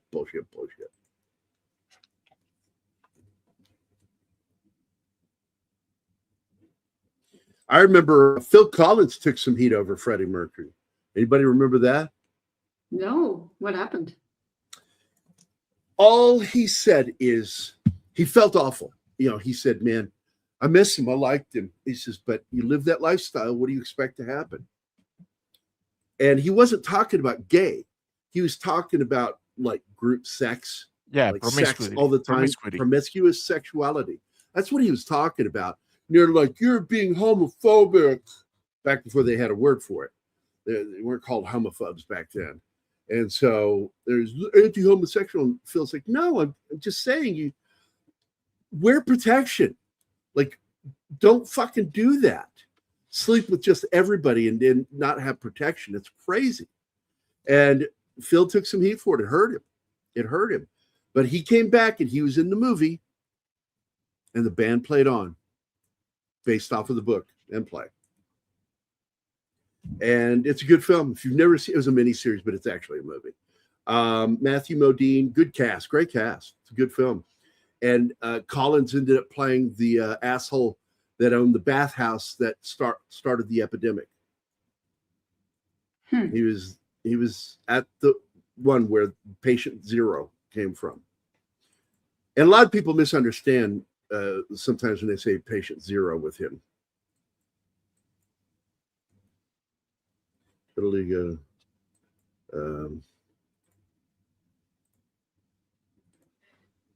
this point of Mary and Freddie being together. Yeah, and that he left her everything. He loved her like the way a man loves a woman. That's how he felt about her. But he tried to keep his promiscuous life away from her. He didn't want her hurt by it. So he lived in a separate house and gave her that mansion that she lived in. Yeah, I won't watch it either. I didn't think it was worth much. And it got an Oscar, I think. And I'm like, why? To me, that is much of a bullshit film as The Bridge on the River Kwai is. I don't like dishonest films that tell false stories, give false narratives about an actual thing that happened. It's like, don't do that.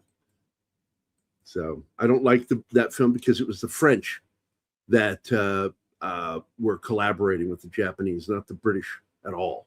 At all. All that bullshit was due to the original script of Queen biopic that got ignored and was replaced by the more insular and dull script.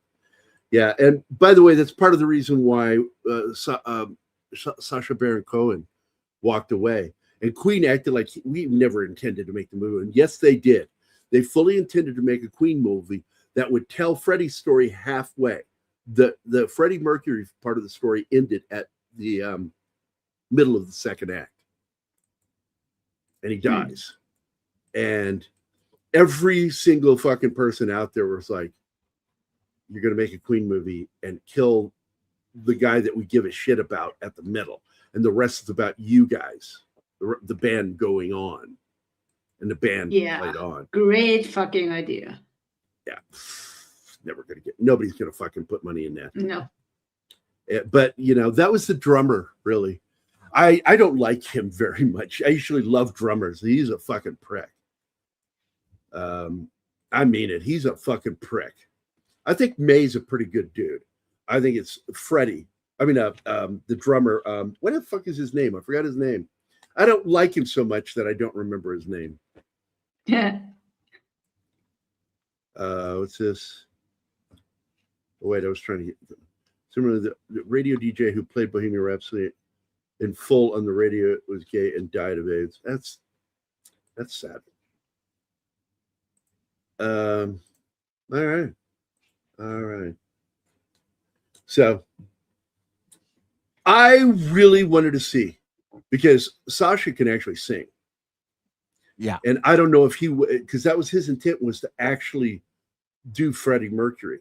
But the one thing I will say about the Bohemian Rhapsody movie is they got the kid, Mark, to sing. And he was the singer of the official Queen cover band. And oh my fucking God, he can sing George Michael and Freddie Mercury like nobody's business. He nails it. In fact, he's so good at it, people thought they had found additional recordings of Freddie Mercury singing to put in the movie, that they had isolated his voice. Nope, that was Mark. Freddie Mercury died of the same disease, which would later affect Rock Hudson and Brad Davis. Actually, Hudson died first, and he was the first celebrity to come out with AIDS. Brad Davis went under the carpet, man. A lot of people didn't even know he was dead. Brad Davis, what a weird story, you know. He had a wife and I think a kid or two, and just when I found out he was dead, I was like, is he gay? Because pretty much like when in the 80s, it was originally called GRIDS.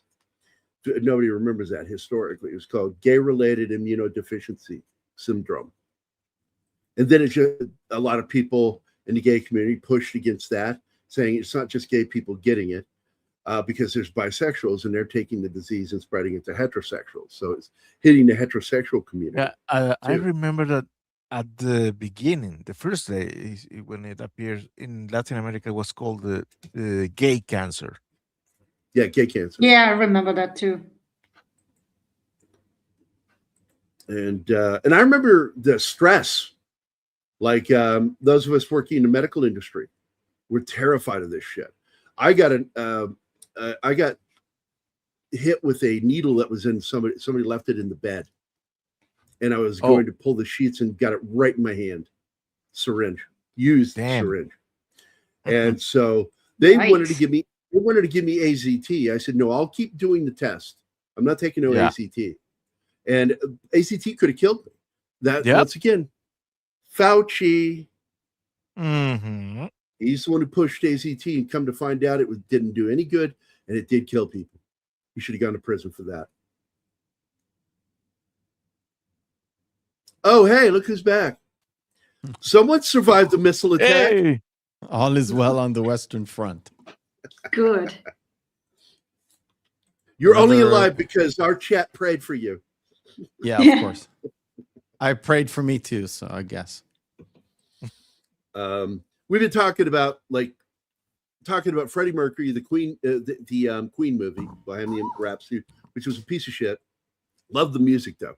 Love the soundtrack. I love Mark is the young man who did all of Freddie's vocals for that film. Great singer. He was the singer for the official Queen cover band. And then we started talking about the history. Yeah. We started talking about the history of AIDS, how it impacted through Hollywood. That the first celebrity to come out was Rock Hudson, and he didn't want to, but it was going to come out because the press got a hold of it.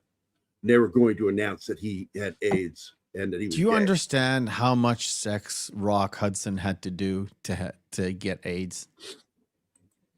I'm sure a lot. Like a lot.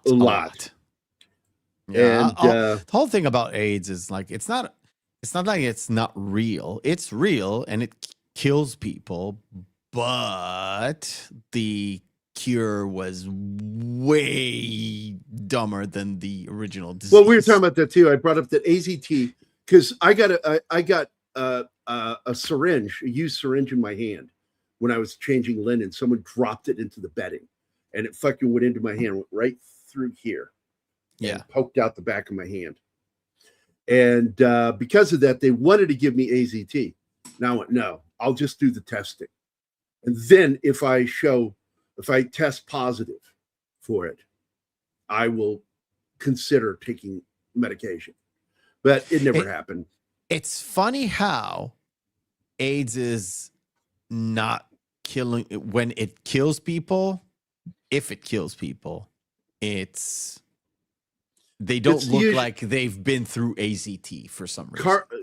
Kaposi sarcoma is Kaposi sarcoma. Yeah, Kaposi sarcoma. It's so fucking bad. I had to take care of an AIDS patient. I was very nervous because this is, like I said, it's not just that. They usually die of pneumonia. Well, that's just it. They refer to it as AIDS-related pneumonia because it's because of the HIV virus. Well, your immune system goes to shit.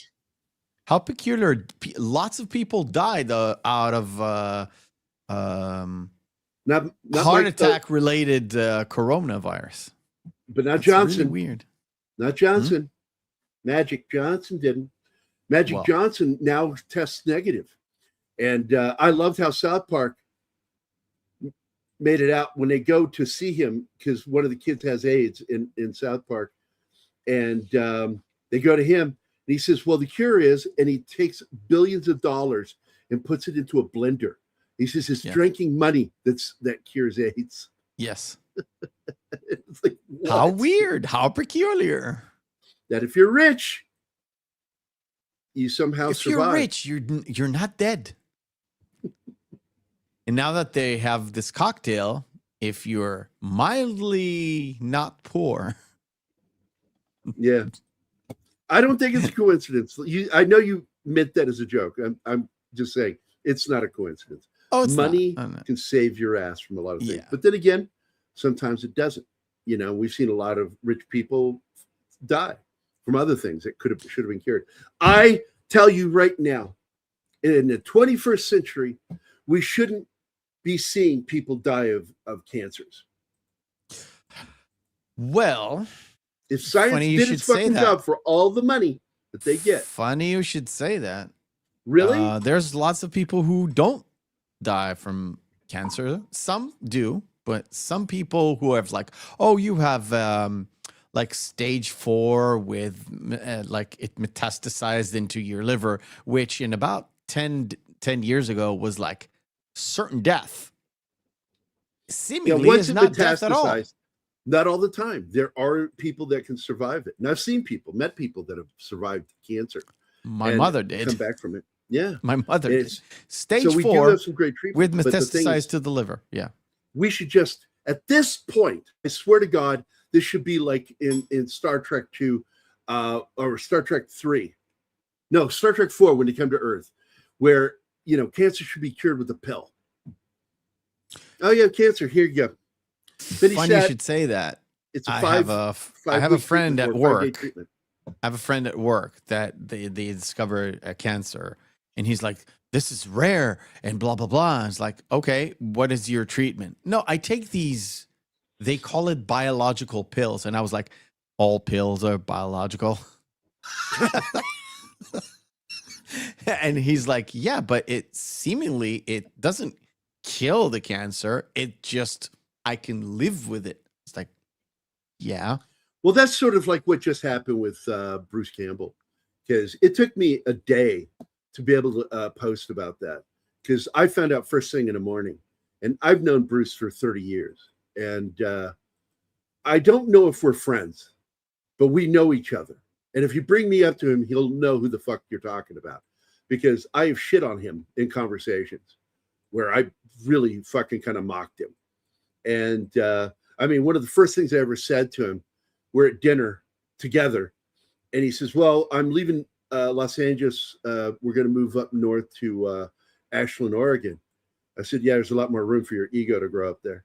And fucking Josh would just die laughing like, oh my God, you're shitting on him. Did you wish that the Deadites would finally catch him? No, I love Bruce. I got to be honest. I love him in movies. I love him on, like, when he talks about like any chance of return as Ash, I fucking cherish it. He is so fucking good as Ash. And it's fucked up how he didn't become an action star.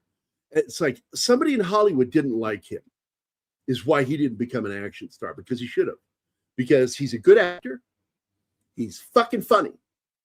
Very good at improvisation. Really good at doing physical action. And people like him. He's got a huge fan base. Like, how the fuck did he not become a big action star? Maybe he's not named Ryan Reynolds. That might be it. But Ryan Reynolds got a lot of stuff from him too. He stole from Chevy Chase, Bruce Campbell, and Bruce Willis. You mean perfected it? Yeah, he took what they do and consumed it. And he did this before he became a star. Consumed their personalities on screen. And you go back and watch him on Two Guys, a Girl in a Pizza Place, or just Two Guys and a Girl. Same show. They just changed the name in the second season. That is pure Ryan Reynolds becoming what we know him as today. I mean, in Van Wilder, he was Chevy Chase. 1,000% Chevy Chase. I mean, just look at Van Wilder. He's basically a hint of Chevy Bill Murray Chase. too. There's a hint of Bill Murray in there too. Because Murray was really good at the comebacks, not the Chris Pratt style. But why do I say that? That is a joke that people don't get. Because Chris Pratt did that clip, outtake from not Community, what was that show? Parks and Rec, where the girl says, she's up there, she's talking about, well, we need some really good comeback stories. She's like, well, what about Kim Kardashian? She had a really good comeback story. And I don't really think Kim Kardashian counts. And this is improv. This is her reacting to what he said. He goes, yeah, I saw that guy come on her back. And that's when you saw, what's his name with the mustache, fucking lose his shit. He just drops off camera and falling apart laughing. You know why he laughed? Nobody knew where that was going. Why he laughed? Because Ray J didn't actually come on her back. No, he didn't. If you watch the video, you know where he did.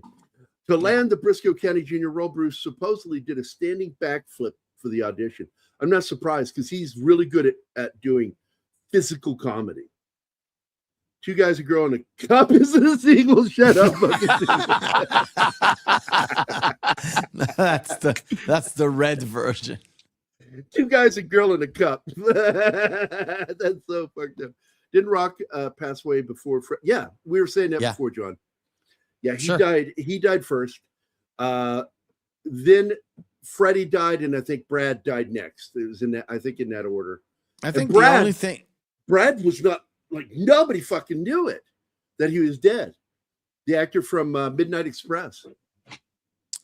I think the only thing that Bohemian Rhapsody, the movie, got kind of right was Freddie saying that he doesn't want to be anybody's poster child for AIDS. Which, oddly enough, he became a poster child for AIDS. I know, right? His last two music videos, he looked so bad. Yeah, and it wasn't really Queen. It was his project, if I'm not mistaken, right? Yeah, because they all cross-dressed in the one video. Yeah, he was like, look, I'm gay. You have to understand I am gay. But he did not, nobody knew he was gay until he was dead. Well, nobody officially, publicly knew. Now, here's something funny for you.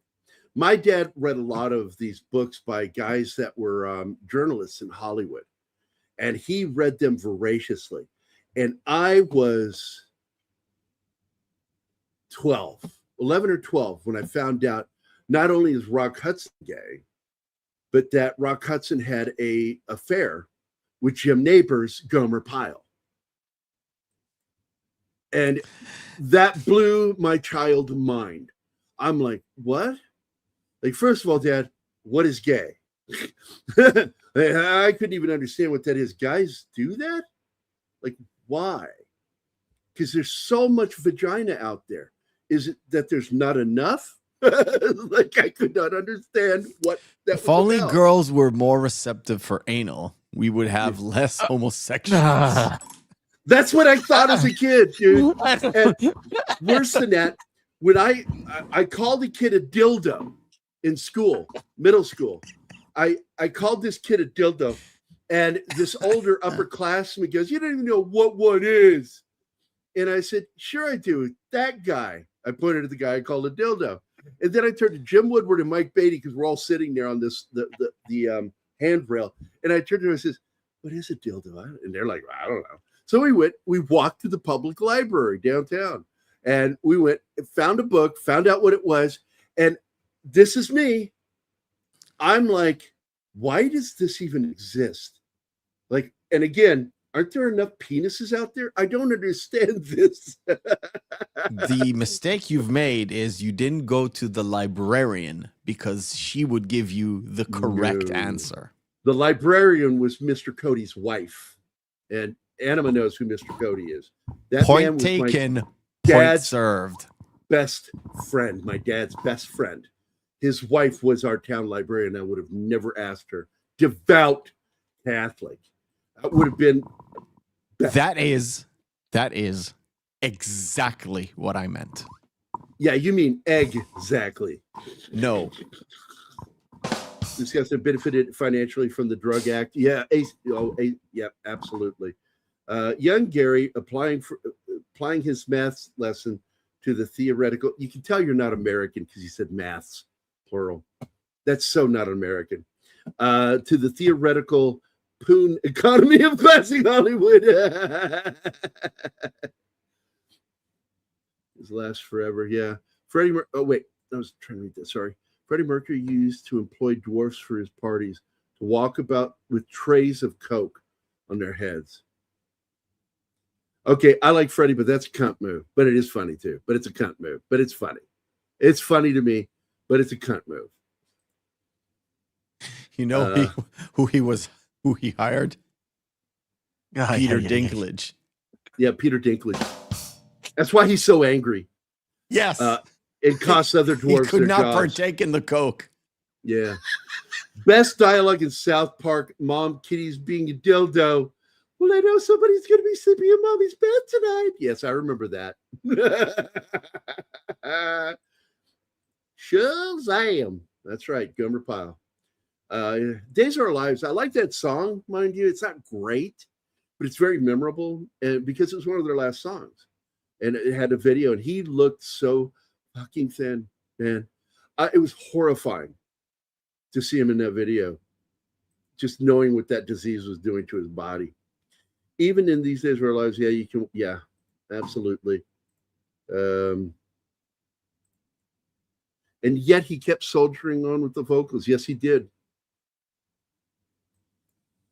Peter Dinklage is very short all the time. The guy has the least amount of patience, I know. He's very short. It's annoying because I love him in a lot of the stuff he does.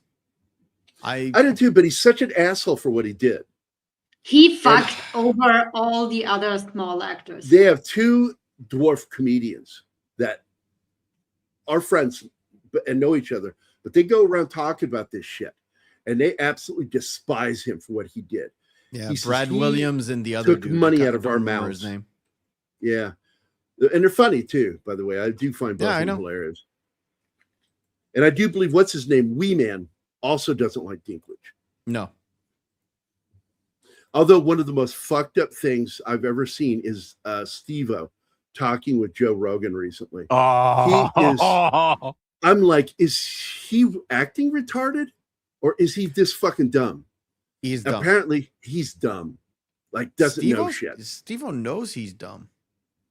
Dude, he sure acted like he knew stuff, and he was so fucking wrong. How many times does a man fall on his head and takes a shot to the nuts when you're like, yeah, he's kind of retarded now? And they're doing another one. It was announced. Another jackass. I can hardly wait till he gets his nuts eaten off by a baby crocodile. You know what? The last time I've seen anything Jackass related was the show that Steve-O did with the other dude in Africa, where they literally were almost killed by a fucking cougar or whatever. I was like, okay, that I'm like, jokes. I'm done with this fucking show, and I haven't seen any Jackass related thing ever since. I don't remember that. I don't know if I saw the last one. Maybe that's why. It's not a Jackass show. It's a show with the two guys from Jackass, Steve-O and the other dude. I don't remember if it's Bam Margera or the other dude.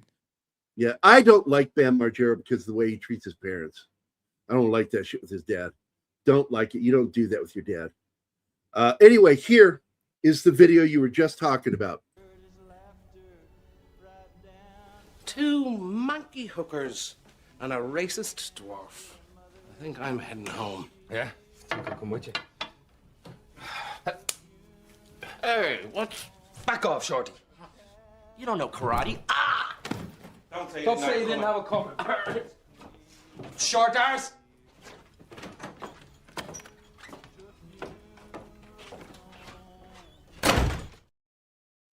I unironically love that movie. And I do. Colin Farrell is so fucking funny in that movie. It's as hilarious. Funny as that movie is. I cried at the end. Yeah. I was so fucking caught up in that character that I was there emotionally in that fucking movie. I mean, Don't even talk to me about that shit. I mean, the only sane guy there is like it's Gleason. The only sane guy is there. Ralph Fiennes. I want that character in a crime drama directed by fucking Guy Ritchie. That guy absolutely. So look, Rafe belongs in fucking Guy Ritchie movies. Dude, why we don't have the scene him with the blows my phone mind. when he's smashing the phone.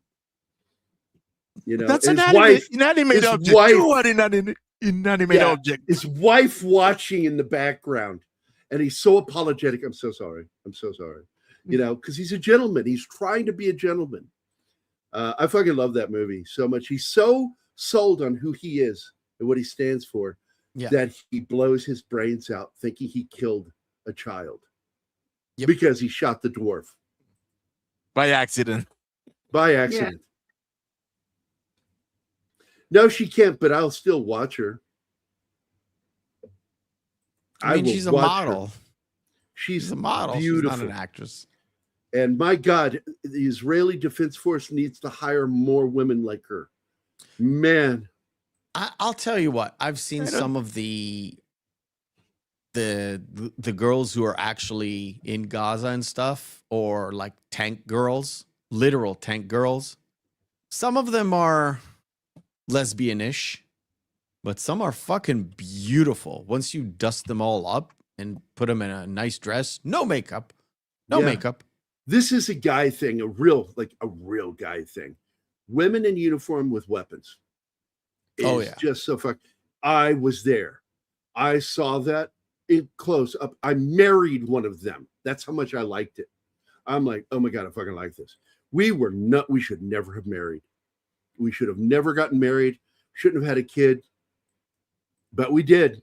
And because that ass in that fucking uniform. You probably wouldn't have had problems with the marriage if she hadn't gotten pregnant, because that's when she decided she loves Soldier Gary, not Father. She was into GI Gary. Yeah. I was the guy that knocked the shit out of people and told them what to do. I was always Gary in charge. Sergeants around me, senior officers, senior NCOs, it didn't matter. They all fucking liked me because I was Soldier through and through. Gary in charge of diapers wasn't sexy anymore. I hated my nickname for a short period of time. Gary I was Diapers? so good at it. I was called Captain America, which I'm a bad boy, and bad boys don't want to be called that. And like, I'm a troublemaker. I stir shit up. Known shit stirrer. Oh, so you were Black Captain America? Yeah, I should have been. Yeah. Racist. So you are saying you made kind of the same mistake your mom did with your brother, falling for the wrong uniform? Oh, absolutely.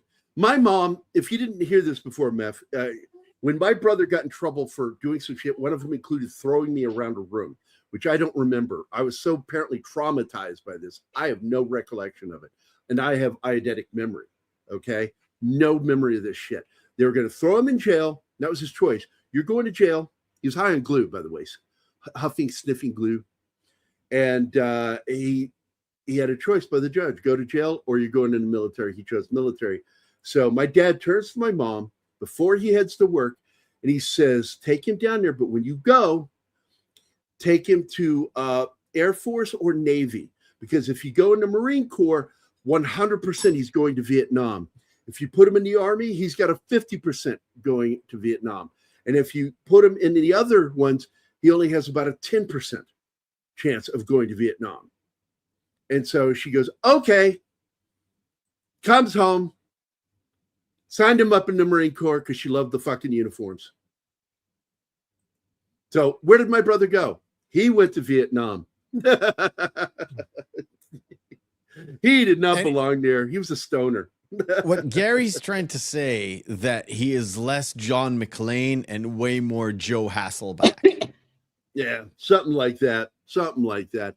But I remember when he got deployed and he landed in Vietnam, he made a phone call from the base, and he called and I answered because the phone right there was in my mom's room. My mom was gone.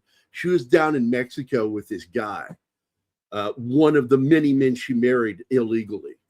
And she was off with this guy. So it was my sister Susan and the rest of us that were home. My sister was in charge, my oldest. And I answered the phone, and he was crying, asking for Mom or Susan on the phone. And that's all I remember. And he said it was a fucking nightmare. Years later, he said he went to the E Club, which was basically just a bamboo fence building a perimeter. And you go inside this fucking bamboo fence. And he says, we get there, and all of a sudden, black guys started throwing grenades into the E Club, hurting and killing people because they were apparently like involved and interested in the Black Panther movement, and all whiteys were bad. And I'm like, that happened? He goes, I was there. I saw it. And I'm like, holy shit. I'm like, what the fuck is this war? And so but then he was humping rear. He was RTO. He wasn't at the rear of the line. He was somewhere around like near the front, like the third or fourth person. And he fell off the dike into the marsh of the rice paddy. And every single soldier walked by him until the very last guy, and they were going to let him drown. That's how big of a fuck chop he was. And that was the moment he woke up and decided, I got to get my head out of my ass. And he became a good Marine. And he served honorably. Then he comes home and he says, I've seen enough. I've done enough. I don't want any more of the Marine Corps. They gave him a leisure duty, guard duty at the Pentagon was what he's given. What did he do? He got in a car with his best friend and they drove up and left. They're going to go to Canada, but they stopped off in, I think, actually Boston. And they got a speeding ticket and had to go to court. They went to night court. They thought they were going to go under the radar, and they didn't. There were two fucking SPs there waiting for him and arrested him. And he spent the rest of his time at Quantico in their little jail. And they gave him a less than honorable discharge. Not dishonorable, less than honorable, and got it upgraded to honorable because he did his tour honorably. It's the shit that happened afterward. And this is back when PTSD was really starting to come up. And that's what was used in his defense. Post-traumatic stress. So that's it. That's the story of my brother, Steve, going to Vietnam. Now he's a lot like Gambit. He's a liberal prick that I love. And I laughed. I said, I've never seen a grunt become a liberal, but okay, if it works. And he is very, and here's the irony. Do you know who he worked for and retired from? USAID? No. Who is Bush's vice president? Cheney? Halliburton? Yeah. Halliburton. Raytheon? Halliburton. Oh. My brother Steve retired from Halliburton. And I'm like, you're a really terrible liberal. You know that, right? He just laughs when I say shit like that to him. My sister gets pissed when I make fun of her liberalism. Her garage got broken into.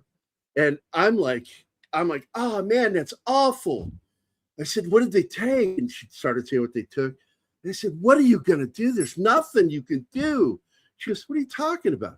I said, well, what are you going to do? Who are you going to call? And she goes, I called the police. And I said, but you hate the police. And this was the look my sister gave me. Fuck you, Gary. Because she's one of them that wants to defund the police. Maybe you should call the Ghostbusters. Ghostbusters. Oh, man, I wish I'd said that to her. Maybe you can call the Ghostbusters and say, that stole the stuff out of your garage. That would have been a good one. 20 years too late. Yeah. Are you guys okay? What would happen? Nah, it's regular. Is the equipment doing its job and shooting them down? The thing about the messages we get a couple of messages, and they both sound the same, but one of them is like supposedly around 10-minute warning, because they can tell when rockets are just flying, because you've got really smart satellites orbiting around the Earth 24/7. And once you see an exit, you're like, okay, we know there's an exit. So everybody's on high alert. You've got 10 minutes. Go to your bomb shelter, whatever, if you've got a bomb shelter, or if you've got a new apartment. So ever since the first Gulf War, they changed how they do construction. So every room, if you build an apartment complex, you have to set one room in the house to be a reinforced one. So we always build concrete and bricks. There's no light building here. So if you've got and I'm sure you've got rebar. If you've got a big building, mostly what they do in a big building, you've got 4 apartments in one floor, usually. Okay, usually. And so you can build the structure really sound, as in earthquake proof. Not really, but earthquake proof. Because you've got the central line where the elevator goes. That's reinforced concrete for most buildings. And then you've got essentially 4 pillars that you just, as you build the building, just go up. So you've got essentially 5 pillars stuck in the ground in case of something happens. And one, like last time, June, when stuff happened, there was a new apartment complex, like literally from 2005 or 8. It got struck, directly hit by a 400 kilogram missile, which is, it's around a half a ton. It struck the building. The reinforced room was intact, but what happened was, the guys inside, they didn't close the door correctly. So the blast shockwave literally knocked somebody out, and he died. But the rest of the people in there survived. Now I'm going to ask you just real quick before going back to the chat here. I'm assuming that they use this stuff. It's mesh rebar. Yes. That you put into concrete that really fucking makes it almost indestructible. You don't use it like this though. You do like it's a mesh already, but you do a mesh over mesh, so it's even more reinforced. Yeah. And because that shit, like I tell people, on chicken wire is really good. Like if you're building a concrete driveway, but when you're building something that you want reinforced, you want mesh rebar, and that shit's thicker, and it will take a fucking hit, man. It'll take a hit. There's a big movement in the past 10 years to actually knock down old apartment buildings, typically 3 to 4 flights of stairs, usually without any elevator. Knock those stuff out and build a big complex instead. So you can have underground parking.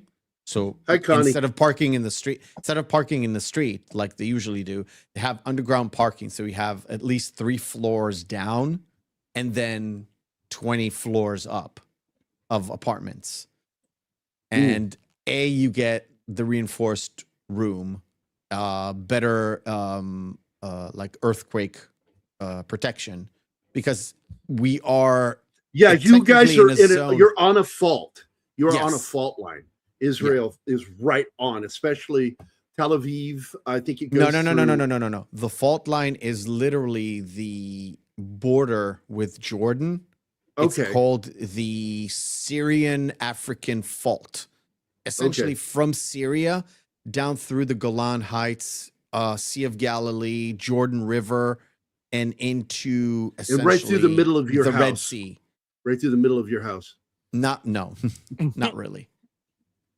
All right, let's get to the chat here, buddy.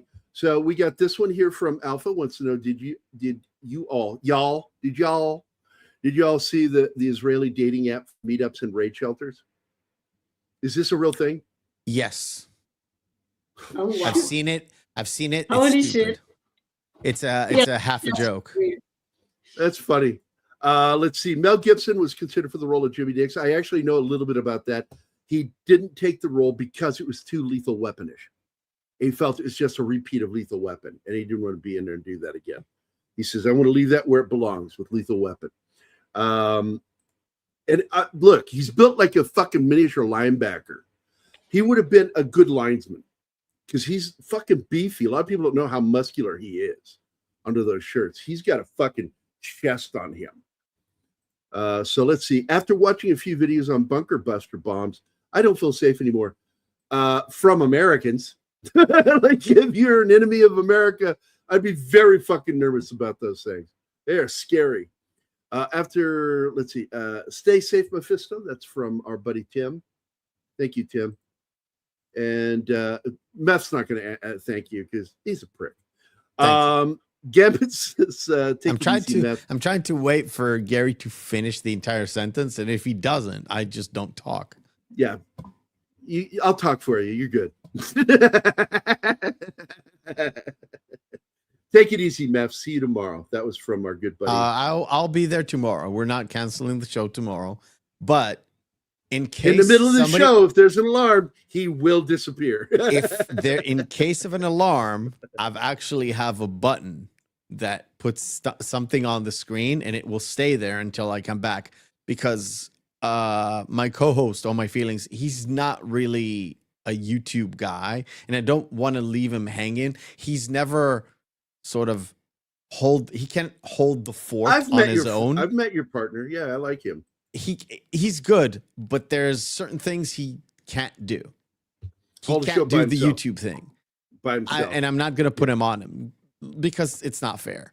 So I'm just going to put something special on the screen so everybody knows it's pause, and we will continue talking once I'm done. You need to have something happens. Like you need to do something like that when the network goes off, you get that little test screen, and it should say, "We'll be right back after this huge missile raid."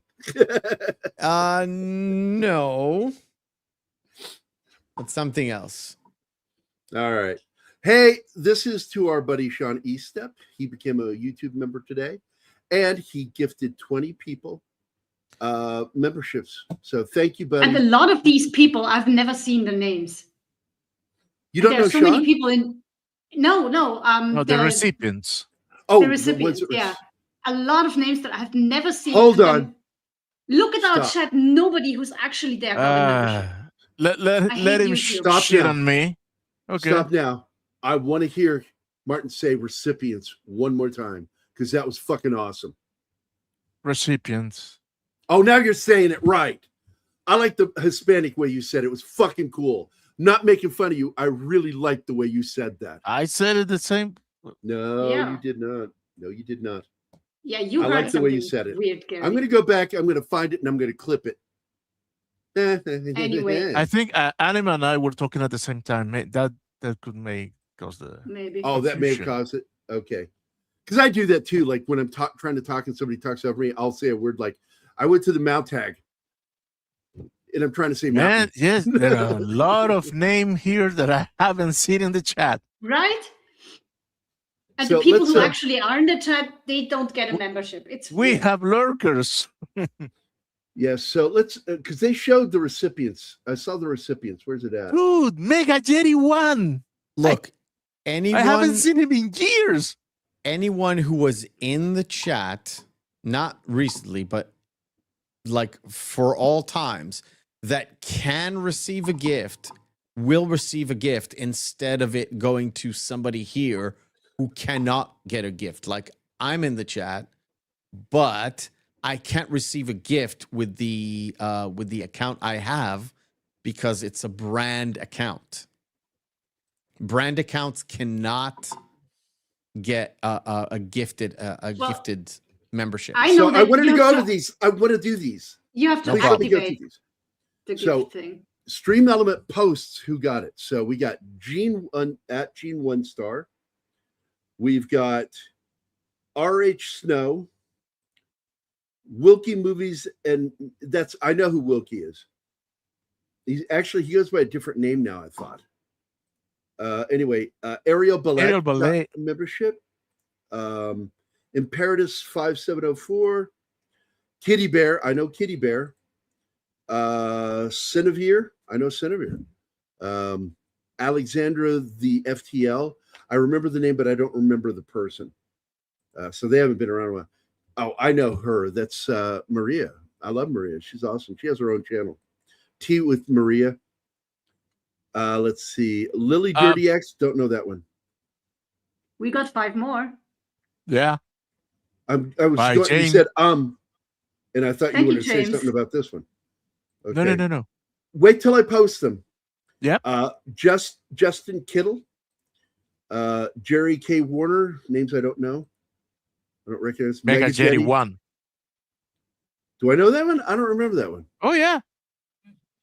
Well, I know him. I haven't seen it in years. Andy Masterson, I know Andy. Yeah. Fletcher Williams, I know personally. Horror Emirata, not one I know. Ted's Nerd World, I like that name.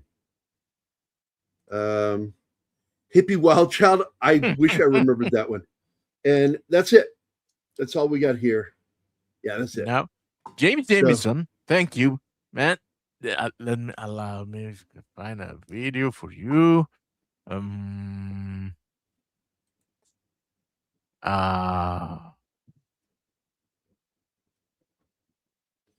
you're doing that, I'm going to say the names. Here's the names. Okay. He gifted himself. Red Shirt. Good dude. FKH 2005. Oh, fuck Tim. The Batman. And that's it. That's all I see. Nope. I got Red one. Shirt. I just got one. Oh, you got one. Yes. Who was the 5th one? I don't see the 5th Red one. Shirt. Red Shirt got one too. Jameson is the first one. It's his own. Then all I see is this one. 1, 2, and 3. Three. That's all I have listed here. Here.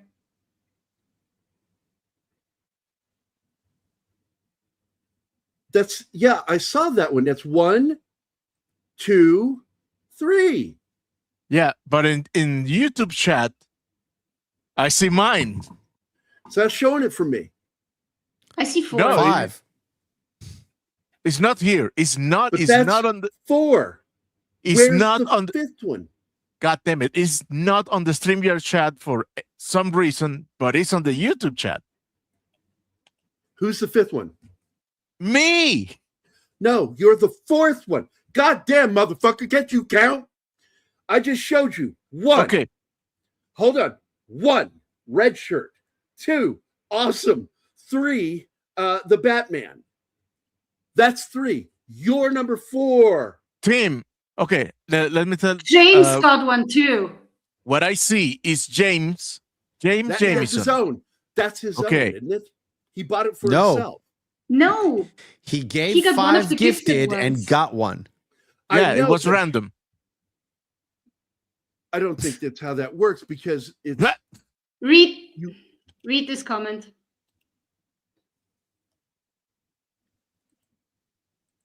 It did happen. He gifted 5 and received one of them. Yeah, so Look. now you've got that's weird because you've If already you paid look, the that's membership. exactly what I said, Gary. If There's no logic. YouTube looks at the entire list of everybody who've actually spoken in your chat ever, it randomly selects from those people. Well, It gives a preference to people who are actually now in the chat. If they already have a gifted sub, they won't get it. They go in like deeper into the list and deeper into the list and deeper into the list. If there's no other choice, the guy who gifted will receive a gift. Oh, that's fucked up.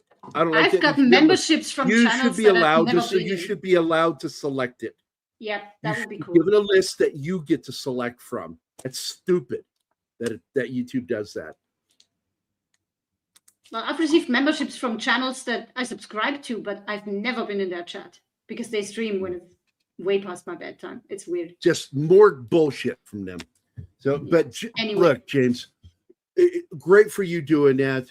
Thank you so much for doing that, man. And Sean E. Step for you doing it too, man. Wonderful. And with him, he gifted 20 fucking people. So, man, you guys are awesome for doing it. We appreciate your support. Especially due to the fact that I am such a fucking jackass that you guys are our friends. Amazes me. Now, can we get out of here? I don't know. Over I think by more than half an hour. I'm tired. Well, look, Mephisto's still awake, and he's an hour later than you. Yeah, but he had a bomb alarm. I'm in deep sleep. What the fuck are you talking about? I love that she pronounces the B really. She really accentuates the B at the end of bomb. Just she said, Gary. He had a bomba alert. It's how I talk. Live with it. It's bomba. I don't want to end it, Mephisto. I want to hang out with you all night. You're my. You can hang out with me backstage. Oh, hey guys.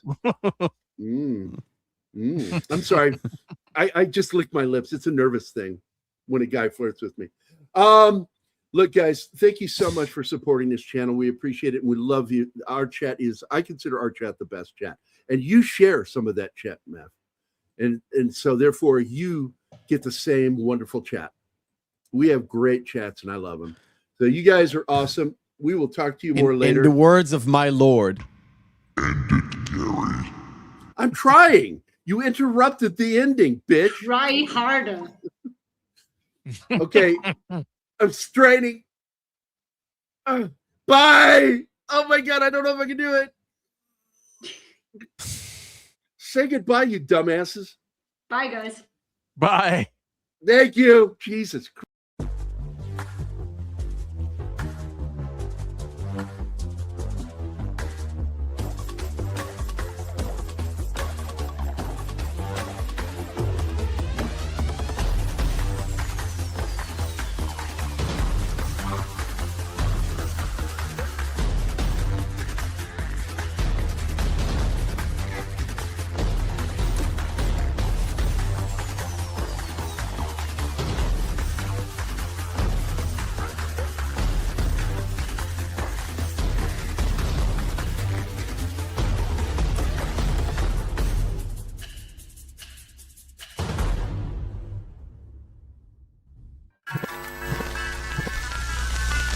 Y'all come back now. You hear?